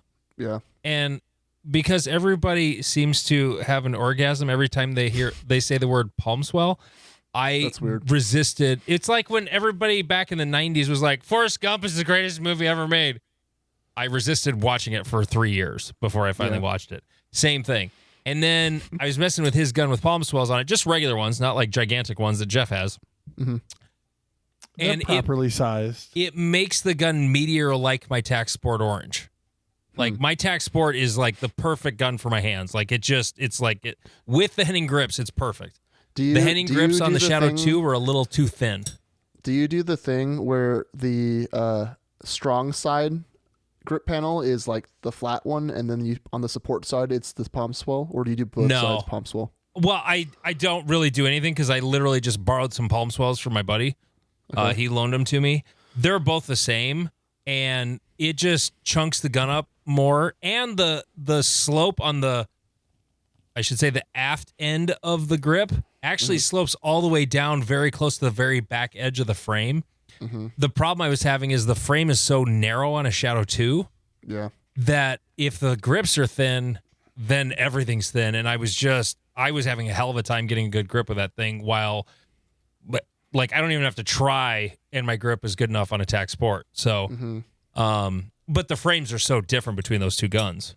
And, in hindsight, I wish I had just gotten another Tac Sport Orange, like find one used somewhere and converted that to 9mm. But check in with Owen. Well, my buddy Tyler's got one too. I mean, this could still happen, but I still like the OG Tac Sport Orange over the TS2 because they did the thing they did with the Shadow 2. They made it so front heavy you need to put brass on it to balance it out. And or you need to be a man who can handle a firearm. Dude, you still haven't shot my Tac Sport. When you shoot that gun, you're gonna be like, oh, this is what Andy's talking about. Oh, I bet. Like, it just shoots laser beams for me, and I don't have to try. Like, it's just an easy to shoot gun. I can't explain it beyond that. But that's why I shoot a 17 now. Like, I made M with a stock 17. Well, it had a K-cam barrel in it just because my OEM one was ported. But I made Master with a stock 17 stock trigger on it and just an SRO on top from concealment. And what I liked about training with the stock Glock was that, not that I have to like fight the equipment or whatever, but it was like very unforgiving. Yeah. And so and I think that makes you good. It just reveals to you. It's just honest, like it won't hide certain things, especially in your training. And of course in your match performance, but like the more I stripped my Gucci-ness away from my equipment, the more I was like, how do I increase my performance while decreasing my, my gear? And it had to come down to technique, right? And the more you shoot like different guns that you think, would lead to less performance, the more you realize that like, oh, the grip angle on a Glock isn't actually like a bad thing. Like it's a me problem. Like I just need to like move my wrists this way, or people are like, I'm not finding the dot on a Glock. It's like, well, you're changing your presentation or your elbow cant or your extension every single time you push out the gun. So like, of course it's going to be different. It helps you look at yourself before you look at the equipment. And I think it's a mindset thing rather than a technique or a equipment type of thing. So your 17 is like totally stock. Right now it has, I've changed it now. After I made M, I was like, now I can tinker around with it. So, well, the only thing that's different on it now is it has a Glock performance trigger in it, which is honestly not better than a stock trigger. No. Well, here's what I wanted to ask you was because I cleaned several of my pistols this morning before my intro class, just because I had like some of them were getting to the point where like this might not be reliable. I have a 17 that was it was a 17 frame I bought off Gunbroker, and then I built a Brownell's optic slide on top of it. Mm-hmm. And nothing special. I mean, it's mostly like stock parts. Like the lower is completely stock, and there's no Gucci parts in the upper. OEM upper internals? What's that? OEM slide internals? The internals are all OEM, except for the slide itself is a Brownell slide. Otherwise, everything is a Glock part in it, including the barrel. Mm. And the thing because I was like, oh, I got this trigger scale, and I pull it out. And that trigger, even though I feel like it's way worse than my 34, the 34s I competed with, that trigger has broke into, they're all somewhere between like 5.5 and 7 pounds when they're new. Yeah. And this one is down to like 4. Just from use over the years. Like, that's the one thing that's cool. Like, if you get a Glock with an old used trigger, like, they're the best Glock triggers. Like, a stock trigger that's just been used a lot is fantastic. I bought a used 19 like 6-7 years ago, and this old guy actually had the backstory. One owner, this old guy would take it to the local gun range, indoor gun range, and he shot it 100 rounds through it once a week for like 10 years. So by the time I got it, it was great. It was fantastic. Even my M&P 40 Gen 1 has a fantastic trigger in it. It's all stock. It was a police trade-in, but it was old as balls, and it was shot to shit. It's got rust pitting all over it, but the trigger's fantastic in it for a Gen 1 M&P. The other interesting thing, too, is like sometimes I'll have students in my class who have got like, staccatos or some other kind of 2011 that have like, crazy triggers. And they'll be like, oh, I want to see you shoot this gun because like if you can shoot the Glock, you can shoot this gun really well. And I always shoot their guns like trash, even though it's supposed to be like mechanically better, just because like I think there's something to be said about like you knowing your equipment. Oh yeah, 100%. For me, like one of my favorite, I'm a Christian. One of my favorite verses from the Bible is when David's about to fight Goliath. And his buddy Jonathan is saying like, here, you don't even have a spear. You don't have a shield. You don't have a helmet. And he gives him his gear. And then David's like, I have not tested these tools. So I can't fight him with these things. And he kills Goliath with a sling and a stone. And so I think there's something to be said about like you knowing when your trigger is going to break. Doesn't matter if it's good or bad. Like you know exactly when it's going to break. You know exactly the timing of your slide coming back into battery and the way your dot lifts and how you grip the gun, where you put pressures on that gun. It's like that speaks to your performance way more than a on paper better trigger or like on paper more weight. I've never shot a gun unless it was like ported, like right off the bat, faster than the gun I've been carrying or whatever training with for the last like 6 months to a year. It's been very rare. Go ahead, Jeff. There's the little things I didn't even realize, but because I shoot Shadow 2s and they have this big old ridge on the side of them, that I've developed a very high thumb grip. And so I tried my buddy's Beretta and my fingers were sitting on top of the slide. And I was like, well, this isn't going to work. And I'm like, oh, I can't shoot. C-clamping the slide. Essentially, yes. And I can't shoot 1911s anymore. So 1911s or 2011s because my support hand thumb basically rides the slide. So Shadow 2 for the win. Whatever you're used to is honestly going to work the best. Like whatever. How many different types of guns do you shoot? Because I've had a lot of experience with basically 3 different. I hate the word platform. A Glock is the one I have the most miles on. Beretta, I shot for 1.5 years in competition, so I got very familiar with those. And then CZs. Mostly the TAC Sport, less so. But I also carry a PO7. I've shot that quite a bit, and I really like that gun. It's a great carry gun. I've heard good things about that gun. Yeah, except they changed it into the PO9C Nocturne. It looks cool. like a Ruger dumb-looking thing. I think it looks cool. It looks like something Batman would shoot. Oh, God.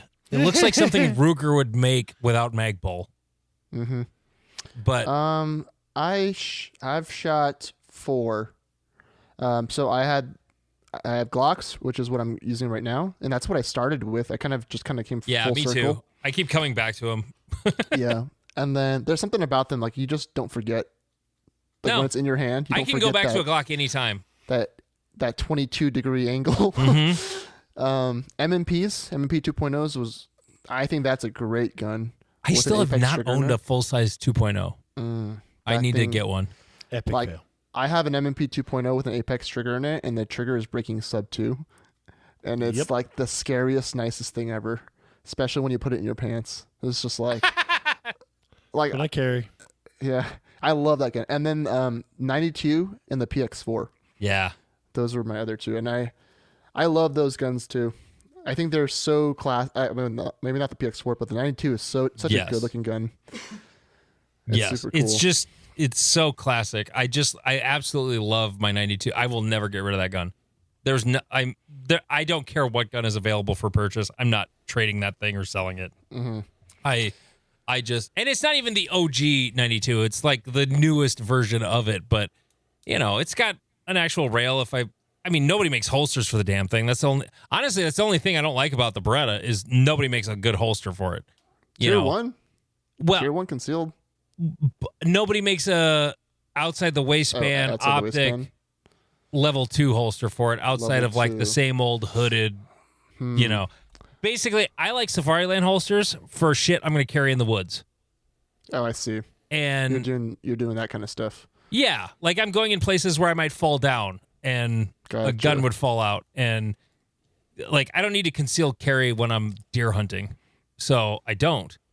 And like when I got my Glock 20, I got the only company I could find that made like a level 2 holster that wasn't stupid, and it was God, I can't remember who makes it, but it turned out to be a really good holster. I was really happy with it, but I had to spend $150 on this custom holster when all I really wanted was a regular old Safariland ALS, but they don't make one for that. They don't for a Glock 20. They don't make one for a Beretta 92 with a light and an optic. Interesting. I don't care if somebody else makes it, but that's the type of holster I would like. Like I really like that ALS features, thumb break, and honestly, that's why I don't. I do have a Safariland holster for my 92, but it's only with iron sights and no light. So, do you have a light on your gun when you compete? No. I just wanted to have like a slick gun because I used to carry a light on my guns. I used to have an X300 on my MMPs, but then my friend and I were talking, and he was like, if you take it off, you might have a faster draw, or it might just make it more comfortable in your pants. And then I bought a holster without a light, and I was like, that is slimmer. Yeah. And my balls do be breathing better. Yeah. I was going to say, now you only have one cock in your pants. Yeah. Instead of two. And two, like, and it's interesting. People will be like, well, if you draw on someone, don't you need like PID them? And I was like, I think you would probably PID before you draw. Yeah. Like, that's what theory, I mean? Yeah. Like, I don't know. I mean, it's always probably, if you have a light on your gun, like, it can't hurt, probably. Like, no, it's not a negative, but I tend to be a minimalist when it comes to carry guns. Yeah. Most of the guns I carry are iron sight. I have one carry gun. Take that back. Old. I have I shoot optics like crazy. We've had this people who discussion. say they shoot optics like crazy are old. I've thought about going back. I've been shooting carry optics since before it was cool. Okay. Back in the olden days. Yes. Back when it was 10 round max. No, it wasn't that far back. But no, what I mean, particularly with subcompact guns, the dots are so small and so low to the slide, they're like right where the irons are anyway. Mm-hmm. So with the micro dots, they're kind of pointless. Yeah. With a Glock 19, a Glock 17, like I have a Glock 17 that I carry with a dot on it. And it's basically the same gun I used to compete with, except not a 34. I don't think it's useless. I don't think it's a negative, but it's more real estate. And I have a 19 with iron sights, and I'd rather carry the 19 than the 17. Mm-hmm. And I would rather not have a flashlight in my pants. That's all. And I used to watch a lot of active self-protection. The YouTube algorithm hasn't shown him much lately. He but should not have shaved that beard off. Oh God, it's so awful. God. It's so bad. Weight, but I don't know I didn't know who the fuck that guy was until I heard his voice, and I'm like, that sounds like one guy, but it looks like another. Right, but Jack watching all of his videos. Oh God. Tenacious He D? did look like kind of like Jack Black without a goatee. Oh my God. Fuck. But watching all their videos, you don't see many concealed carry fights that involve a light. I don't think I've seen any. on his channel, or maybe one or two, where someone they didn't need the light, but they activated it out of sheer like, oh shit, do things. Yeah. Oh, go ahead, Ken. And then I have a very important question I have to ask you after that. Yeah, I was just thinking, like, if in most of the, I watched a lot of his videos too, and I was like, in most of the times, like, they have some kind of ambient light where they can identify something's going on or someone's got pulling something out. And if it was like, and usually, right, the aggressors kind of got the drop on you. Like, I don't know if I would even have like the bandwidth. I mean, I'm sure this is a training issue, but like, I don't know if I would have the bandwidth or like want to use the time to activate my light, even if it was like a 1/10 or 2/10 of a second. I would just go straight to sights on and pulling the trigger. Right. If there was enough light for me to identify that I should be pulling my gun out in the first place. Yeah. Well, yeah, because the idea is you're drawing the gun to shoot it at a threat that is actively putting your life in jeopardy. You don't tend to need to identify that threat. Yeah. Because you've already identified your life's in jeopardy. Right. It would actually kind of like if a lawyer did lawyer It's sort of bullshit, a redundant question when you actually apply use of force to it. Right. Mm-hmm. Well, and if lawyer doing lawyer shit is like, wait a second, why did you have to turn on your light to know that you were under point threat the gun to pull at him your gun? and then point the light at him. Yeah. Right. Yeah. Have you ever shot a night match, Ken? No, I have not shot a night match. I've done training in the night, but not a night match. Oh, well, you should maybe take a trip to Sioux Falls this April, because we'll have our next night match. No, here's why I don't carry with a light. I go out in the woods and I hunt, and I had like 2 years ago, 2 years ago, I shot an elk, and I had a 3 mile each way pack out, and lots of coyotes around, so I had a Glock 34 because there's no bears or anything big where I live. The worst thing I might run into is a mountain lion, and 9mm is going to be enough medicine for a mountain lion. But I have a light on that so I can see coyotes in the pitch black. So you just blind coyotes? Well, no, like if there's coyotes on my kill, or like for the most part, coyotes don't mess with people, but sometimes they do. But I needed a light because there was no light. There's no ambient light in the middle of Harding County, South Dakota. Like, you're just giving coyotes 60,000 candela from your X300 turbo. X300. I don't buy government price shit. I buy Coyotes are TLR1. He's too cheap for that. I'm far too cheap for that. My wife is Dutch. I don't It's like, buy that. no, sort that of was a stuff. poodle. Oops. But like, I have a light for when I'm going places where it's completely dark. Yeah, that makes sense. And no ambient most light. of the places where I'm going when I'm carrying like concealed in an urban environment, there is ambient light everywhere. You know, very few places I go in my town is it completely dark. I'm going to be able to identify whatever I need to. Like, and I'm just being a pragmatist here. I'm not like trying to say right and wrong. I'm just saying why I do what I do. So like, I put lights on big full-size guns that I'm carrying outside the waistband when I'm hunting. Or for when the zombies come. When I'm carrying a gun, I'm very minimalist because I don't go places where I think I'm going to need to shoot somebody. Same. I try to not go out at night too. That's kind of my thing. Well, where in Texas do you live? I live in a town called Anna. It's a historically like rural town. We're about 40 minutes north of Dallas. Oh, okay. So you're relatively close to a big city. Yeah. Okay. Yeah. Ish. Like all we have here is like a Chick-fil-A, a Walmart, and a Rice Express. And that's not real Asian food. So, yeah.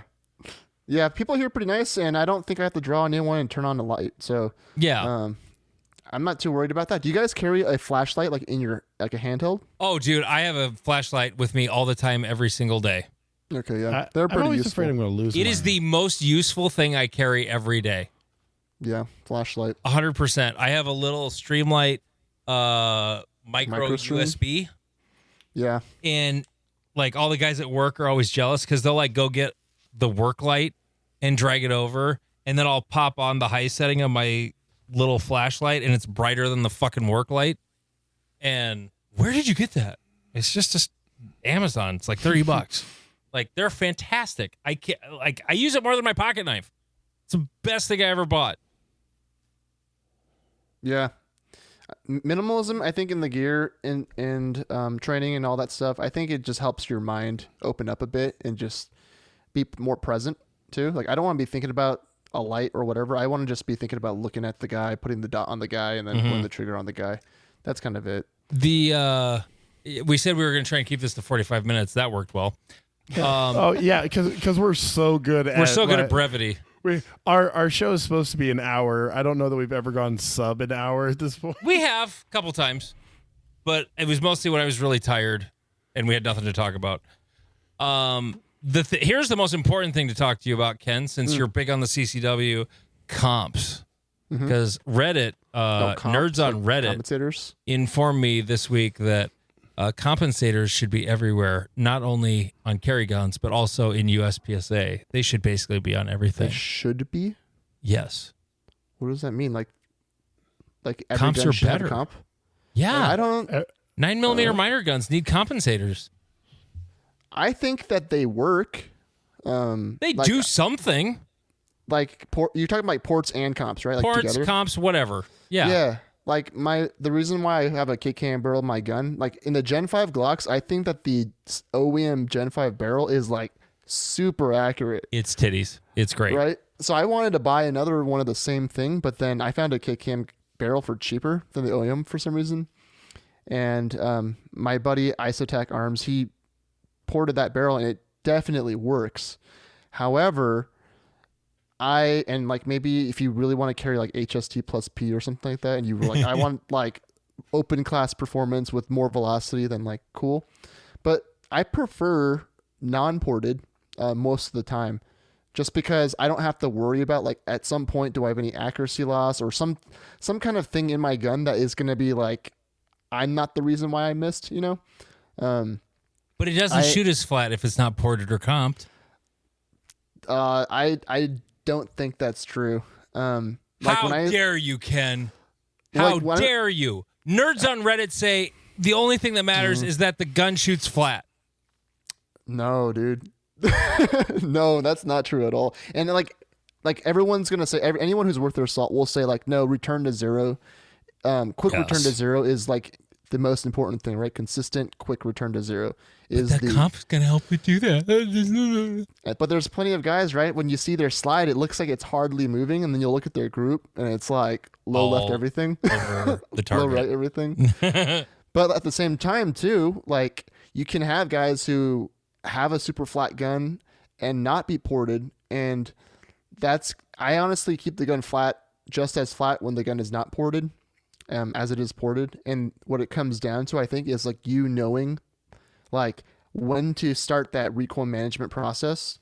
Because that's why guys will shoot like low when they quote unquote anticipate recoil, is they don't know when the trigger break is happening. So they'll like preemptively move their gun.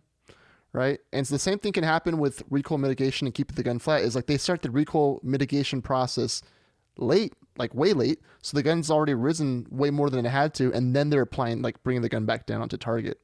When if they knew exactly when it was going to happen, it would, as the gun is rising, they're simultaneously bringing it back down to the original spot.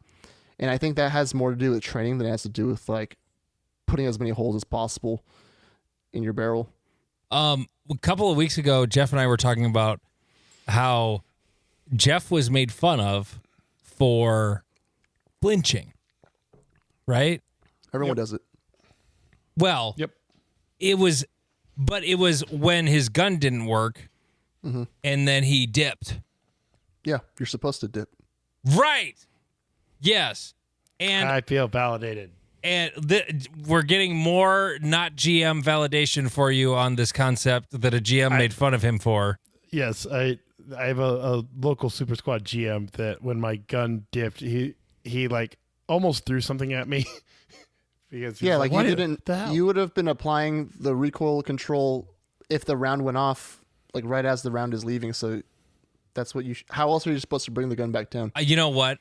I bet Lane does the same damn thing if he gets a backwards primer. Yep. It's just more subtle, or guarantee it just moves less because of all the steroids. Yes. Or he's on that TRT. Hey, I'm on TRT. He's on TRT plus. Trenbolone. I just think that the amount of CCs are slightly different. But no, he's 5'10", 240. Ooh. I'm 6'9", He's 300. literally built like a barrel. Yep. Like, do you know what Jeff looks like, blue? Ken? Do you know what he's Jeff blue looks with lead like? jacketing all in it? No. Oh, Jeff is a very large man. He's basically a big teddy bear, like very huge guy, 6'9". And Lane is, if you imagine what a barrel looks like with arms and legs, that's like a whiskey barrel. But a bigger whiskey barrel. That's Lane. That's literally what he literally is. Just like, he has no neck at all. Like, he's the most neckless person I've ever met in my life. He's just like a head, shoulders, and then limbs, knees, and then toes. torso, and then there are arms and legs that move pretty fast. But yeah, that's and he just made fun of Jeff for flinching when he had a malfunction. when the gun didn't go off. Yeah, and so we were talking about that, and Jeff actually thought he was like, I immediately was like, no, you did, like, that flinch is correct. I thought I do so many weird things that I get GMs yelling at me, so I just kind of chalked it up to like, all right, this is how I do it, and apparently it's wrong, but I'm going to keep doing it. I remember a YouTube video of Rob Latham very specifically saying, I worked hard for that flinch. Yep. And that's all it is. Now, if you're doing it before the gun goes off, it's like, I hadn't thought of what you just mentioned a little bit ago, Ken, controlling the recoil before it goes off, like not knowing when your gun goes off. That's something I'd never really considered before. Yeah, that's as a problem. That's what I was talking about last time we talked about it. That where it becomes the issue is people preemptive. They believe they are dealing with the recoil, but they're applying it a quarter of a second too early, and that's where you get the I misunderstood you. I did a bad job explaining. Yeah, no, it was terrible. 100%. Yeah, you'll get people who say that they're anticipating when they have like low left shots or low right shots, but that's when I ask them, like, if you're anticipating, why is it low and left, right? Like, why isn't it only low? That's a question I normally don't get people who know what they're doing. They don't like say I'm anticipating when it's low and left, because normally there's like a vertical deviation if the timing is the issue, right? But when there's like a horizontal deviation, that's usually a grip pressure changing type of thing, and that would be like a technique issue, right? But like timing happens, like even when you're shooting super fast splits, like you'll have shots that are a little high when you shoot like a 12 on, like, a little 12 goes in there or 13 goes in there when you're normally splitting at like 18s, and that's just like, oh, you didn't recoil manage enough, or you did it a little bit too late or something like that. Happens all the time. Like, we're not robots. Ken, I would love to keep talking to you, but this has gone on long enough. We have to stop this. So, we will definitely have you on again sometime, because you are a hoot to talk to, and I love talking nerdy shooting stuff with people. Stickers. And stickers. And please do contact. Well, we will be in contact for Area 3, Great Plains, and Cornhusker. Yeah. Let's do it. Well, we got dibs. And Iowa needs them. Iowa section must have them, because God damn it, that range cannot be more in the sun. Yeah. Let's get Especially it out there. the time of year, September, and it faces south. Like, it's the worst. Let's get them in the hands to the children of the corn. Yes. Dude, I drive by, every time I go to a match in Omaha or Ankeny, I drive by the town where that was filmed. That's freaking scary. It's just off I-29. What is the name of that town? Shit. It's wherever Jeff lives. Where children... Gatlin, Nebraska. That was filmed in Iowa, you dummy. Oh, fictional town. No, where it was filmed, though. Like the actual place it was filmed. Hornick, Whitlag, Salek, and Sergeant Bluff. Whiting, Iowa is like the town where like the center flagpole was. Ah, gotcha. Like Whiting, Iowa. Yeah. It's like halfway between Sioux City and Omaha on I-29. It looks like every Midwestern town. Yes, 100%. But yeah, let's get these into Area 3 and into your majors, into your clubs, because I really do believe that these are going to be a big value add to every shooter who uses pasters, which should be everybody. Yes. No, as soon as you get them in stock again, Ken, I will buy some, but you got to get them in stock. Not putting any pressure on you or anything, but look out there's some production issues going on because I don't want to put out a product that's not ready, but look out, let's say early March. So if you go to cloakandagger.solutions and you go to the full detail page, then you can click on, it won't let me, dude, your website is the first email that won't let me type in an email address. My website is the first email? What? I can't. I'm trying to click on subscribe to know when they're back in stock, and it's giving me like the circle with the line through it. I can't click on it to give you my email address. Oh, that's weird. Like the little thing at the bottom? Oh, no. Just go down to the very bottom. So any page, this will be universal, but if you go down to the bottom, the very bottom where it says join the club. Okay. There you go. You just put your email in that bar. There we go. Adding it. And that's where everyone will get their, because you best believe once these are back, there'll be an email blast that tells you. Yeah. No, I got subscribed now. So, but like your little overlay at the bottom that like, how many do you need? Mm-hmm. Yeah, that's something new I'm trying. The subscribe button doesn't work. So, as a guy who also runs a website for business, I had one. I did an update, and it killed my website, and I couldn't sell classes. And I'm like, oh fuck. Ooh. And so then all of a sudden, I go back to web developer guy that I hadn't been for 20 years. That sucked. Anyway, Ken Jang on the podcast with us. Cloakandagger.solutions. There's no .com. Cloakandagger.solutions is the website. These long handles throw me off. Thank you so much for being on the podcast, Ken. Thanks, guys. I hope you find your pants, Jeff. Okay, so Jeff, we didn't talk about it with him while he was still on, but which sticker are you most excited about? The Big A Zone or the Pasters? My club, we don't get a lot of that backlit. So the Alpha Repair for that, I think that will be the thing that I like the most, because if they're as cheap if they're as cheap as you can buy, he claims them to be, you could literally after every squad reset the Alpha. Like, yeah. I think that adds to competitive equity. And it's fun when you get to be the first squad shooting on new targets at a major. So I that's when my club is buying Pasters, I'm going to have them buy his Pasters, and I'm going to get them to buy the Alpha Repair Zones for that reason. Okay. As soon as I knew you liked the Alpha Zones more, just because you talk about them more, and I like the Pasters more for the exact reason you mentioned. It's less of an issue at your club because your bays are in an old gravel pit. Yep.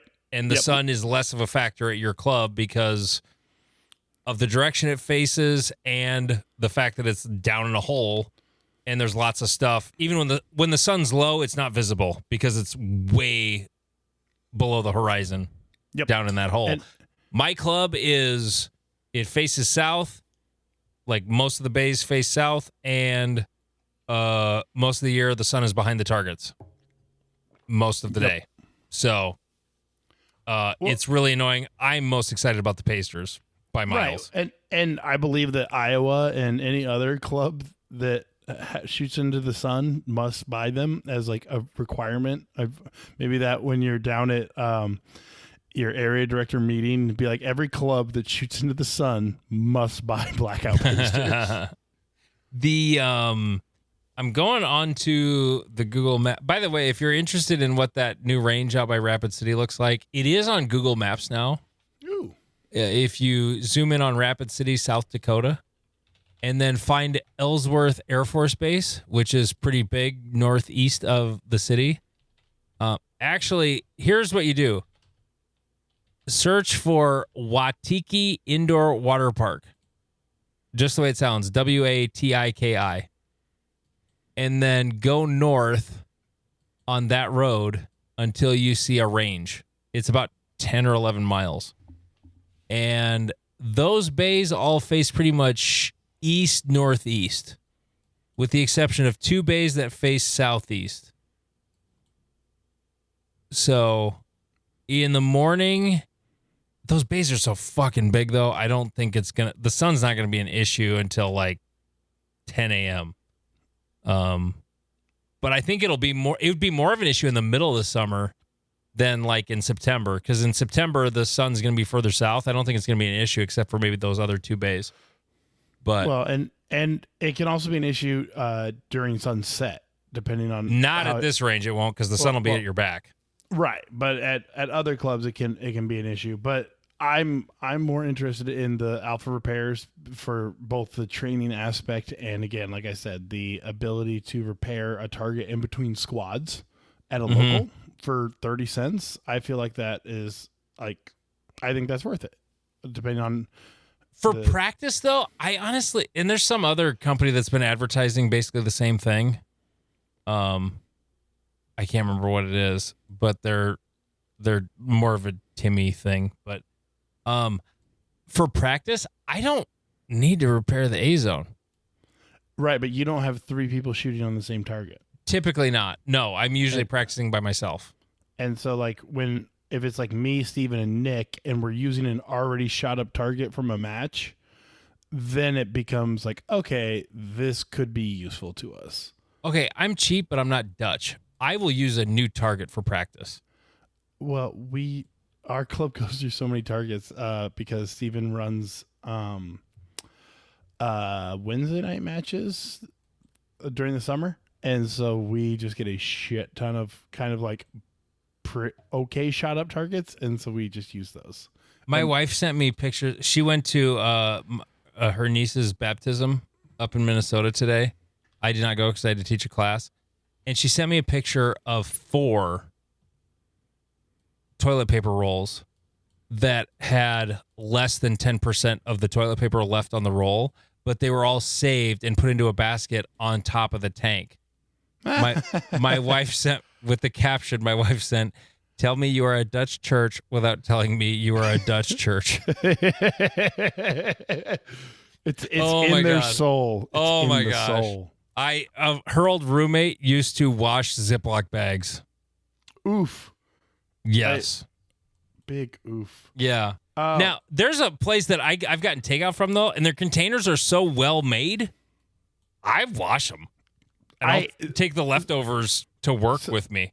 So I have that question in my brain because I'm a childlike adult, and so like I got I have like Tupperware, and I'm like, am I supposed to wash some of it, or like, I don't know, like my friends, we basically, it's the like plastic things they use in like restaurants.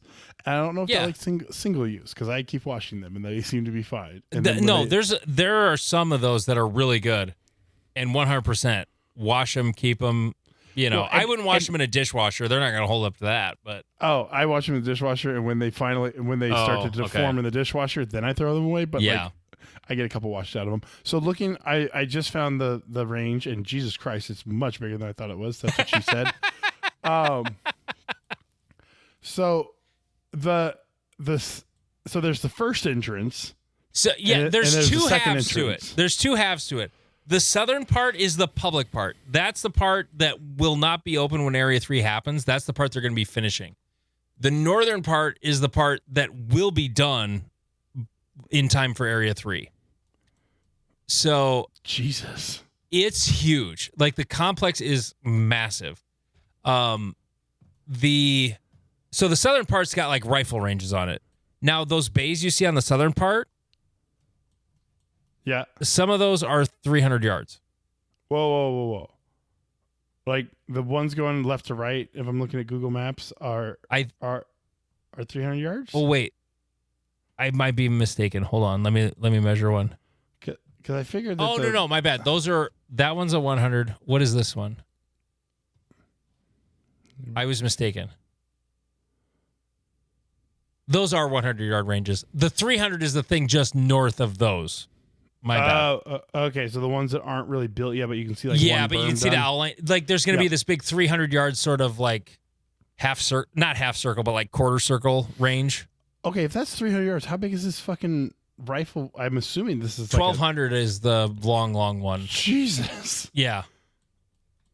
Okay. 12 and 800, and then I think the shortest berm on that really long one I think is at 600. I think is the shortest. Okay. On the really big one, and that one runs right along the road. Because you'll drive by that 1,200-yard rifle range to get to where the match will be.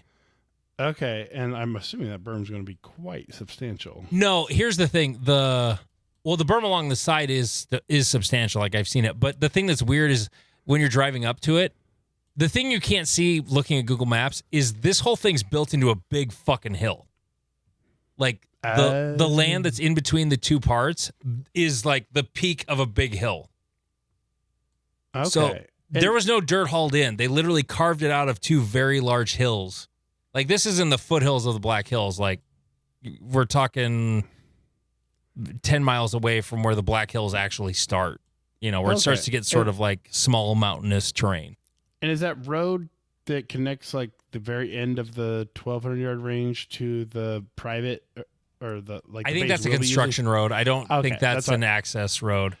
What Bruce and I have kind of talked about is, so you can see how far it is from. So if you're looking at the edit on Google Maps, so there's this big 300-yard 360 bay. I don't think we're going to use that at all. Maybe parking, but it's kind of far from everything. So from like the parking area near the entrance to the first 100-yard bay. Okay. Oh, whoops. I got a clear measurement. Let me redo that. Measure distance is a half mile. Now, you thought the walk from one end of Area 3 to the other at Grand Island was a bitch. You guys are going to need to rent side-by-sides with trailers. So, yes, this is a thing that Bruce and I have had many discussions and debates about is how we're going to move people around because it's fucking huge. It's like the only negative of this facility is how big it is. So we have thrown many ideas around about how to go about that and whether we have trolleys or what we have. Contact Cameo because their system worked great. I know there was a lot of issues with that range, but they just had like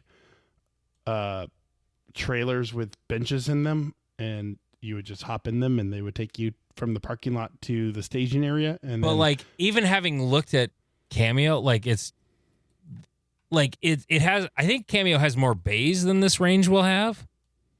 But looking at it overhead, I don't think it's as spread out. It isn't. What they would do is they would literally take you from like zone to zone. And that's the big argument me and Bruce are having right now is I'm in favor of splitting it into two zones, and he is not. And I think we're both right. We're both right, and we're both wrong. We'll figure it out. But here's the other thing too: is the entire walk back, like once you get to the far southern end of it all, it's all uphill the other way. So you might need there's going to be transportation on the ground for people, so don't let this freak you out. And we're also planning on allowing or having a golf cart company, like literally rent golf carts for people and be out there to like distribute them. And and you might want to look at. So I'm looking at the map right now, and that final bay on the because there's like a little green patch. I don't know what the fuck that is. That's water. Well, that's like a stock pond. You might want to allow like parking on that side, and then you do like. Oh, we're gonna allow parking in the last two bays aren't gonna be used. Oh, okay. So there'll be some parking down there for at least staff, perhaps competitors if it's in zones. Like I said, we haven't figured this all out yet. Bruce and I have been arguing about it, and he hasn't even been out there to like walk around in a long time, and I certainly haven't. So, no, it's like the one thing we got to figure out to make it a good experience because people will piss and moan about it. Oh yeah, because I have the measurements from the first bay to not even the last bay, and I'm already at 2,000 feet. Yeah. So it's It's a long way. It's a long way. Almost half a It's mile. approaching a half mile from one end to the other, and it's just so spread. Like if they could have like bunched up the bays a little better. I don't live out there. I wasn't part of the planning, but and also if some of the bays had just been smaller and they made more bays instead of Bruce told me someone thought it would be a great idea to make them all great for 3-gun matches, and because they're all like what, like 50 by 50. They're all the shortest bays are 50 yards. Jesus, on that north end, right? It's almost too much, especially, well, for at least us. Or if again, for this section, pull up Google Maps and look at it. If they just extended those bays all the way along it, and we could literally have 1, 2, 3, 4, 5, 6, 7, 8, if they 9, just 10, 11, made 12, more 13. that were narrower, they're all 30 yards wide too. Right. Every Yeah. single one of them. You know, if there were just been a handful that were smaller, Which, you know, because there's a pair like close. Those are going to be like the first 2 bays you drive to going down that map are basically going to be like the demo bay and test fire bay. Well, because you could literally do those 5 bays and then like the 6 bays over with the 2 on the side, make those 6, and then like the last 3 be the demo and all that fucking bullshit, and then like more parking. I don't know. I see the logistical hurdles of it, and why people make things for a dead sport I don't understand, because Colin, I love you, but fuck 3-gun. Like, it is a dead sport. No one plays it except for the 100 people that still are interested. No, but there was a squeaky wheel. And they wanted everything to be 3-gun related, and then they're never going to shoot a goddamn 3-gun match.